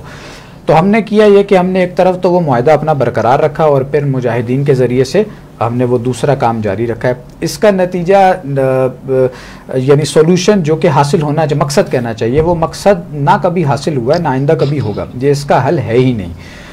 مودودی صاحب نے بھی اس کی مخالفت کی ہے، جو میں نے پوائنٹ آف ویو بتایا وہ مودودی صاحب کا، اور اسی کو آگے ڈاکٹر اسرار صاحب نے بھی کیری آن کیا ہے. اور اس کا حل یہ ہے کہ ہم حکومت کو یہ پریشرائز کریں کہ حکومت اس وقت اس کے پاس اسٹینڈنگ آرمیز موجود ہیں اس وقت، تو حکومت یہ کام کرنے کی بہتر پوزیشن میں ہے. ہم یہاں سے جائیں گے، بندے انڈائریکٹلی جو بھی لے کے جاتے ہیں، پہلے بھی نقصان ہوا، آئندہ بھی اس سے نقصان. لیکن جیسے وہ کہہ رہے ہیں کہ تنگ کرنے والی بات زیادہ ہے ایسے ہی. ٹھیک ہے، اس کو کوئکلی ہم اور لے لیتے ہیں. دنیا سیکولرزم سے فاشزم کی طرف جا رہی ہے. اب یہ ایک بڑا امپورٹنٹ کمنٹ آ گیا. اس پر شدید اس پر آنے والے دور میں احیائی تحریکوں کو مزید کچلا جائے گا؟ کیا آنے والا دور احیائی تحریکوں کے لیے آئسولیشن کا دور ہے؟ اس سوال کو ہم لے لیتے ہیں، اینڈ کے اوپر لے لیتے ہیں، ہم آگے چلتے ہیں. ایک حسن بھائی ایک سوال آیا آپ کے لیے کہ آج کی دنیا میں دو بدو جنگ کی نوبت آنا تو بہت دور کی بات ہے، پر ٹیکنالوجیکل وار مستقل جاری ہے جس کی وجہ سے رائے عامہ کو مینیپولیٹ کیا جاتا ہے. جیسا کہ یہ فلسطین کا واقعہ اگرچہ یہ مسلم امت کے لیے بہت بڑا ایونٹ ہے، مگر power of social media and regular media کو استعمال کرتے ہوئے ایک بڑے سے بڑے رد عمل کو وقتی ابال میں تبدیل کر دیا جاتا ہے، اور بدقسمتی سے ہمارے پاس کوئی ایسا پیرلل نظام نہیں جس کو استعمال کر کے ہم ان جذبات کو ایک مستقل اور فائدہ مند رخ دے سکیں. کیا ہم کبھی اس ٹیکنالوجیکل وار میں دجل اور طاغوت کو شکست دے پائیں گے یا دے سکتے ہیں؟ یہ اس کے اوپر کوئکلی آپ کو کمنٹ کرنا چاہیں اگر. یہ بہت اچھا سوال ہے، بہت اچھا سوال ہے. دیکھیں بات یہ ہے کہ پہلی بات تو یہ کہ اللہ نے حکم دیا کہ وَأَعِدُّوا لَهُم مَّا اسْتَطَعْتُم مِّن قُوَّةٍ، تو اس قوہ میں بہت ساری چیزیں شامل ہو جاتی ہیں، بہت سارے فرنٹس شامل ہو جاتے ہیں. دوسری بات یہ کہ ایک چیز ہم یہ دیکھتے ہیں، اور یہ ہمارے لیے ایک بڑی موٹیویشنل چیز ہے، ذاتی طور پر میں یہ دیکھ چکا ہوں کہ جو کفر کی قوتیں ہیں وہ اتنا اپنا وقت اور پیسہ خرچ کرتی ہیں حق کو دبانے کے لیے، اتنا اس میں وہ ورکنگ اور ایفرٹ اور پیسہ لگاتی ہیں، لیکن ایک شخص جو غیر معذرت خواہانہ، ایک مسلمان جو غیر معذرت خواہانہ، غیر شکست خوردہ ذہنیت لے کر سامنے آئے، وہ بہت آسانی سے ان کے جو بیانیہ ہیں اس کو یعنی اس کے پرخچے اڑا دیتا ہے. تو یہ ایک بڑا بنیادی فرق ہے حق اور باطل کی نوعیت میں. باطل کو اپنے آپ کو انٹلیکچولی سپورٹ کرنے کے لیے بہت زیادہ جدوجہد کرنی پڑتی ہے، حق کو سامنے آنے کے لیے صرف جو حق بات ہے جیسے ہے ویسے ہی ٹون ڈاؤن کیے بغیر، ڈائلیوٹ کیے بغیر کرنی پڑتی ہے. تو آپ ان چیزوں سے مت گھبرائیں کہ ان کے پاس اتنی مشینری ہے، یہ سب ہے. سوشل میڈیا ہمارے پاس موجود ہے، اس پر بھی قدغن لگائے جاتے ہیں، اکثر یہ سب چیزیں ہوتی ہیں، لیکن آپ دیکھیں کہ جو پیغام ہے وہ کافی تیزی سے پھیل رہا ہے، حق کا پیغام. تو یہ مت گھبرائیں کہ ان کا بجٹ اتنا ہے اور ہم تو اپنے کمرے میں ایک بیٹھ کے کہیں اس کا مقابلہ کر رہے ہیں. آپ بس حق کو ڈائلیوٹ کیے بغیر جو حق بات ہے وہ آپ کریں اور انشاءاللہ آپ اس کی برکات دیکھیں گے. بس اپنی ہم لوگ نیت چیک کرتے رہیں اور اللہ سے مدد مانگتے رہیں. بہت امید افزا بات کی ہے حسن بھائی نے، جو میں سمجھتا ہوں کہ مایوسی کے ان گھٹا ٹوپ اندھیروں میں ایک امید کی کرن ہے. اور اگر ہم 27ویں شب کی بات کریں رمضان المبارک کی، تو ہمارے لیے ایک نور کی کرن ہے اللہ تعالیٰ کی طرف سے.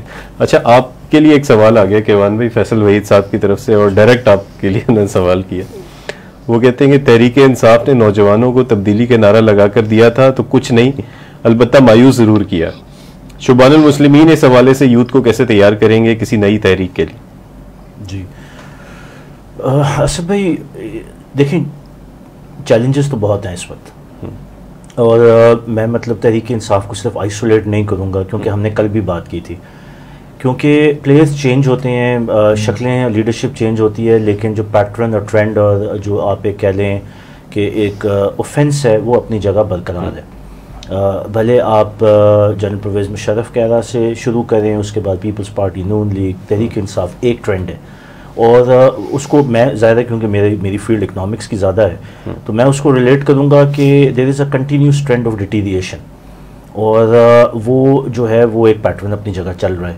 تو ایک تو بات یہ ہے کہ دیکھیں اس وقت جو نئی جنریشن ہے اس کو تیار، ایک تو جو خوشائن بات ہم نے کی کہ 84% آف دا پاپولیشن اس کی ایک امنگ ہے کہ ہمیں ایک اسلامک فارم آف گورننس یا ایک نظام چاہیے، یعنی کہ ایک وہ بنیادی جو ایک دل میں ایک خواہش ہوتی ہے جس کے لیے وہ حسن بھائی نے بھی کہا کہ بہت زیادہ تردد اور ایفرٹ کی جاتی ہے نیریٹو بلڈ کرنے، وہ تو اللہ تعالیٰ نے دلوں میں آلریڈی ڈالا ہوا ہے، اور یہ ایک ہمارے لیے بہت بڑا تحفہ ہے. اب ہمیں یہ ریکگنائز کرنا ہے کہ ہماری تھریٹ کیا ہے اور ہماری اس کے اوپر اپرچونٹی کیا ہے. تھریٹس نظر آتی ہیں، پولیٹیکل بھی ہیں، اس میں سٹنگ ریجیمز ہیں، پاور کوریڈورز ہیں، پاور کوریڈورز میں کون بیٹھے ہوئے ہیں، یہ چیز سمجھنا ضروری ہے، وہ کس کا مینڈیٹ اور کس کے آبجیکٹیوز کو آگے ڈپلوائے کر رہے ہیں. تو یہ باتیں پولیٹیکل ڈومین میں میرے خیال میں کافی واضح ہیں. اگر ہم اکنامکس کی ڈومین جو کہ زیادہ اوپن نہیں ہوتی، لوگ سمجھتے نہیں ہیں، لیکن میرے خیال میں جو اس سے زیادہ بڑی تھریٹ ہے وہ اکنامکس کی ڈومین میں ہے. میں تھوڑا سا آپ کے سامنے جو ٹرینڈ رکھنا چاہتا ہوں کہ جب سے پاکستان آزاد ہوا ہے اور پاکستان بنا ہے تو آپ دیکھیں گے کہ وہ ہم نے بات کی تھی بیسکلی اینٹی تھیسس کی.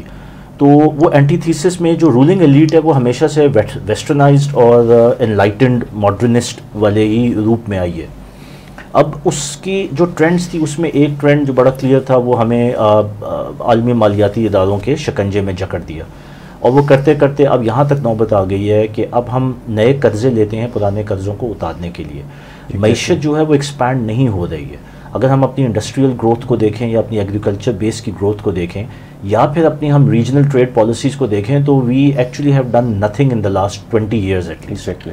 تو بہت تھوڑی پروگریس ہے. اسی وجہ سے نہ جابس کریٹ ہوتی ہیں, نہ اکنامک ایکسپینشن ہو رہی ہے, اور ہم اپنی ریجنل پلیئرز, ہم نے کل کافی ساری فگرز ڈسکس کی تھی, کمپیریزن کیا تھا ساؤتھ ایشیا سے. بالکل, ساؤتھ ایشیا کے جتنے بھی ریجنل پلیئرز ہیں تو ہم بہت پیچھے ہیں. اگر ریجن جو ہے وہ 8.5-9% کی گروتھ ریٹ کے اوپر ہے تو ہم مشکل سے 1.5-2% بھی نہیں اچیو کر سکتے. تو یہ ہماری حقیقت ہے. اب دیکھیں, چاہے شوبان کا نوجوان ہو یا پاکستان کا یا مسلمان نوجوان ہو, ایک تو امید کا دامن ہم نے بالکل نہیں چھوڑنا. اس کی وجہ یہ ہے کہ یہ دشمن جو ہے یہ جھاگ کی طرح ہوتا ہے, جیسے اللہ تعالیٰ نے فرمایا کہ اصل جو حقیقت ہے وہ نیچے انڈر لائنگ اسٹرینتھ ہے جو کہ پانی ہے. وہ انڈر لائنگ اسٹرینتھ جو ہے وہ اس ملک کی قوم ہے اور اس ملک کی یوتھ ہے, جس کو کچھ حد تک ہائی جیک کرنے کی کوشش ضرور کی پی ٹی آئی کے مینڈیٹ, لیکن کامیاب نہیں ہو سکے. لیکن آپ دیکھیں کہ کامیاب نہیں ہو سکے, کیونکہ وہی بات ہے حسن بھائی کی کہ باطل جو ہے وہ کمزور ہوتا ہے. ان کو بہت ساری media funding, party funding, narrative building کرنے کی ضرورت ہوتی ہے, بہت سارے دھرنے اور میوزک پروگرامز کرنے کی ضرورت ہوتی ہے موبلائز کرنے کے لیے میسز کو. حالانکہ میسز کے دل کے اندر جو ہے 84% میسز یہ کہتے ہیں کہ ہمیں دین چاہیے. ٹھیک ہے, تو اب بات یہ ہے کہ ہمارے کرنے کا کام یا شوبان یا باقی یوتھ کے کرنے کا کام یہ ہے کہ ایک تو ہم سمجھیں کہ ہمارے اوپر اس وقت کس چیز کی جلغار ہے, ہماری تھریٹس کیا ہیں, اور پھر ہم بڑے ایک پروگریسو, ایک عقل مندانہ, دانش مندانہ طریقے سے اس کی ایک کاؤنٹر اسٹریٹجی کو بلڈ کریں, جو بڑے سیدھے لفظوں میں یہ ہے کہ ہم اپنے معاملات اور ایشوز کو دیکھیں. لیڈرشپ کرائسس ہے, پولیٹیکل کرائسس ہے. ہم ریکگنائز کریں کہ جو کون سی فورسز ہیں جو ہمیں پیچھے لے کے جا رہی ہیں, اور ہم ظاہر سولوشن میں بہت سارے طریقے ہیں, لیکن ہم کم سے کم ایک نیت تو باندھیں کہ ہم نے ان سیلف ڈیفیٹنگ فورسز کے خلاف ایک ریزسٹنس بلڈ کرنی ہے اپنے آپ کو آگے بڑھانے کے لیے اور ترقی کرنے کے لیے اور پروگریسو کرنے کے لیے. اچھا, دوسری طرف معیشت از ویری امپورٹنٹ.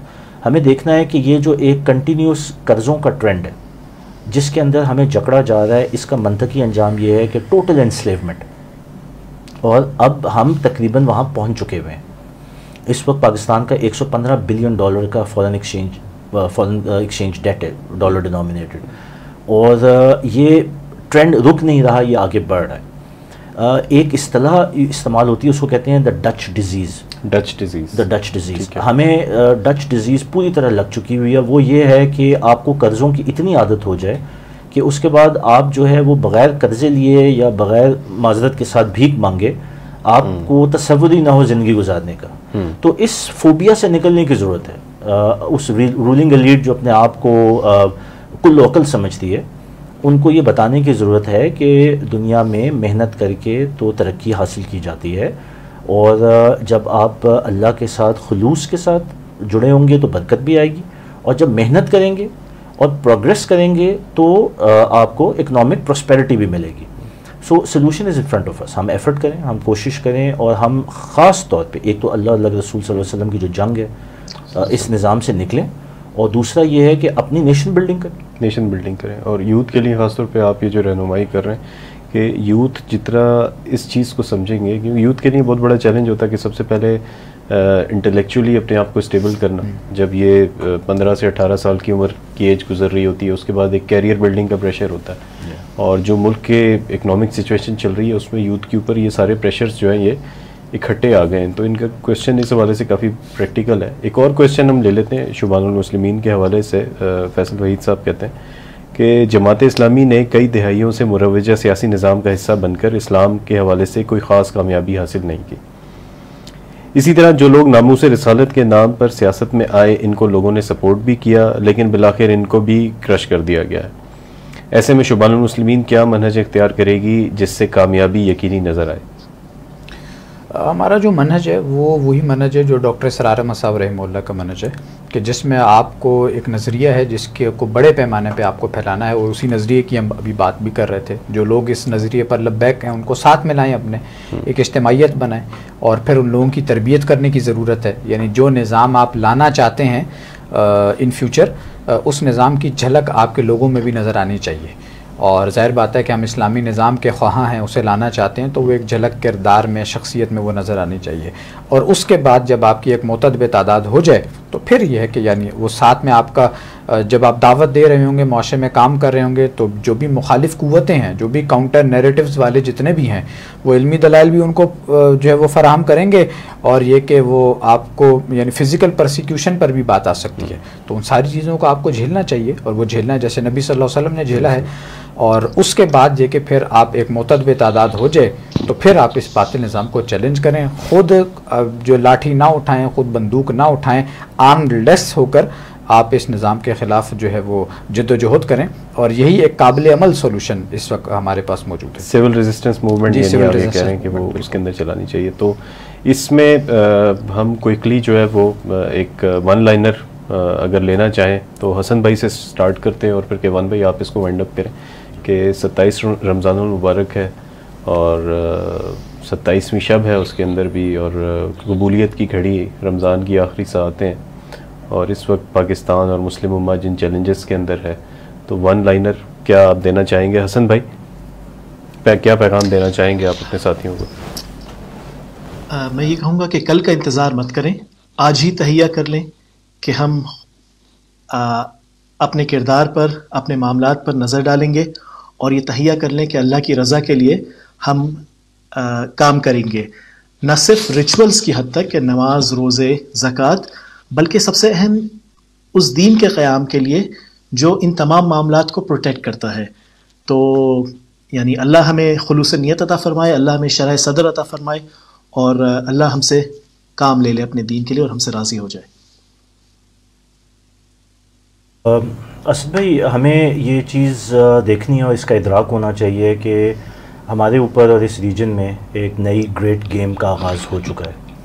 ہم نے ماضی میں اپنی سیلویشن اور اپنی حفاظت کا جو منبع جس کو بنایا وہ امریکہ تھا. اب جب ٹائم گزرا اور اس کے مفاد ختم ہوئے تو ہم نے اپنی سیلویشن کا جو رخ ہے، اپنا قبلہ شفٹ کیا چائنا کی طرف. تو بات یہ ہے کہ ٹھیک ہے، الائنسز بنانا یا کانٹریکٹس کرنا وہ پولیٹکس کا پارٹ ہوتا ہے، لیکن میں یہ کہنا چاہ رہا ہوں کہ نہ امریکہ آپ کو بچائے گا، نہ آپ کو چائنا بچائے گا. اصل میں جو چیز بچائے گی وہ اللہ سبحانہ و تعالیٰ کی ذات ہے. ہمیں اگر اپنے آپ کو کسی کے ساتھ الائن کرنا ہے تو وہ اصل میں اللہ تعالیٰ کے ساتھ، اور اس آئیڈیالوجی نبی پاک صلی اللہ علیہ وسلم لے کے آئے ہمارے لیے، وہیں پہ ہماری بچت ہے. باقی ساری چیزیں جو ہیں وہ سیکنڈری ہیں. تو میرے خیال میں اس چیز کا ادراک رکھتے ہوئے وہ کہتے ہیں نا کہ اپنی خودی کو پہچاننے کی ضرورت ہے. تھریٹس رہیں گی، دشمن ہمیشہ سے رہتے ہیں اور رہیں گے، شیطان پہلے دن سے موجود ہے، لیکن ہم نے اپنی ایک انورڈ لوکنگ ایک لوکلائز اسٹریٹجی بنانی ہے، اور اس کے اندر جو اسپرٹ ہونی چاہیے وہ قرآن کی ہونی چاہیے. اور میرے خیال میں اس کو سامنے رکھ کے جب ہم اپنی اسٹریٹجی کو لے آؤٹ کریں گے تو ہماری معاشی بہتری بھی آئے گی. میرے خیال میں ہماری جو سیکیورٹی کی سچویشن ہے وہ بھی بہتر ہوگی. اور بہرحال جو معاملات ہیں وہ تو اس وقت سب کے سامنے ہیں، اور اس کے اوپر ہم آئندہ بھی بات کریں گے کہ جیو پولیٹیکل تھریٹس کیا ہیں. جی عمران بھائی کوئکلی. سر، سمجھنے کی بات یہ ہے کہ آج ہم تہیہ کریں، جو حسن بھائی بات کر رہے تھے وہ بالکل جو 100% درست ہے. کل کا انتظار نہ کریں، آج اپنا یہ یعنی محاسبہ کرتے ہوئے تہیہ کریں کہ کس کے لیے جینا ہے، کس کے لیے مرنا ہے. یہ تھریٹس ہیں، یہ آن سلاٹس ہیں، آ رہی ہیں مسلسل، آئیڈیالوجیکل لیول پر بھی ہیں، پھر یہ کہ عسکری اعتبار سے بھی ہیں. وہ سب کچھ ہے ہمارے آس پاس، جو بھی ہماری اس وقت صورتحال ملکی ہم سب کو معلوم ہے، اس میں کوئی زیادہ تفصیل میں جانے کی ضرورت ہی نہیں ہے. تو کرنے کا کام یہ ہے کہ اس وقت آپ کے پاس واحد ہوپ، ہم نے ٹیگ لائن بھی بنائی تھی، قرآن دی اونلی ہوپ، امید کی واحد کرن آپ کے پاس قرآن مجید ہے. اور یہ بات جو علامہ اقبال نے بھی کہی نا کہ نہ کہیں جہاں میں اما ملی، جو اما ملی تو کہاں ملی، میرے جرم خانہ خراب کو تیرے عفو بندہ نواز میں. تو وہ قرآن مجید ہے، آپ کے پاس امید کہیں سے اگر پیدا ہو سکتی ہے. اور جس کو قرآن جیسی دولت مل جائے اس کے پاس مایوسی کیا کرنے آئے، اس کو تو مایوس ہونا ہی نہیں چاہیے. اور اولیاء اللہ کی جو صفت قرآن مجید نے بیان کیا کہ الا ان اولیاء اللہ لا خوف علیہم ولا هم یحزنون، ماضی کے اعتبار سے نہ تو کوئی انہیں جو ہے وہ غم ہوتا ہے، نہ مستقبل کے اعتبار سے کوئی خوف ہوتا ہے. یہ ساری دنیا کی اس وقت کوشش یہ ہے کہ اس فکر کو کھڈے لائن لگایا جائے، اس فکر کو ختم کیا جائے، اس ملک کو ختم کیا جائے اور قرآن مجید سے تعلق جو ہے وہ قطع کیا جائے. جو بات قرآن مجید نے بھی بیان کیا نا کہ یریدون لیطفئوا نور اللہ بافواہہم واللہ متم نورہ، یہ چاہتے ہیں کہ اپنے منہ کی پھونکوں سے اللہ کے نور کو بجھا دیں، لیکن اللہ اپنا نور پورا کر کے رہے گا. یہی بات مولانا ظفر علی خان نے کہی تھی کہ نور خدا ہے کفر کی حرکت پہ خندہ زن، پھونکوں سے یہ چراغ بجھایا نہ جائے گا. یہ سب چاہتے ہیں، یہ سب کاؤنٹر نیریٹو والے، یہ سب تعبیر کی غلطیوں والے، یہ سب چاہتے ہیں کہ اللہ کے نور کو اپنی منہ کی پھونکوں سے بجھائیں، اور اس کے لیے الکفر ملت واحدہ، یہ ہمارے اپنے بھی سارے اس طاغوت کے اس کے اعلی کار بنے ہوئے ہیں. تو کوئی گھبرانے کی ضرورت نہیں ہے. جملہ تھوڑا جو خراب ہو چکا ہے، لیکن حقیقت یہی ہے کہ گھبرانے کی بالکل بھی ضرورت نہیں ہے. ہوپ رکھیں، امید رکھیں کہ اللہ تعالیٰ یہ سب ختم کر دے گا انشاءاللہ.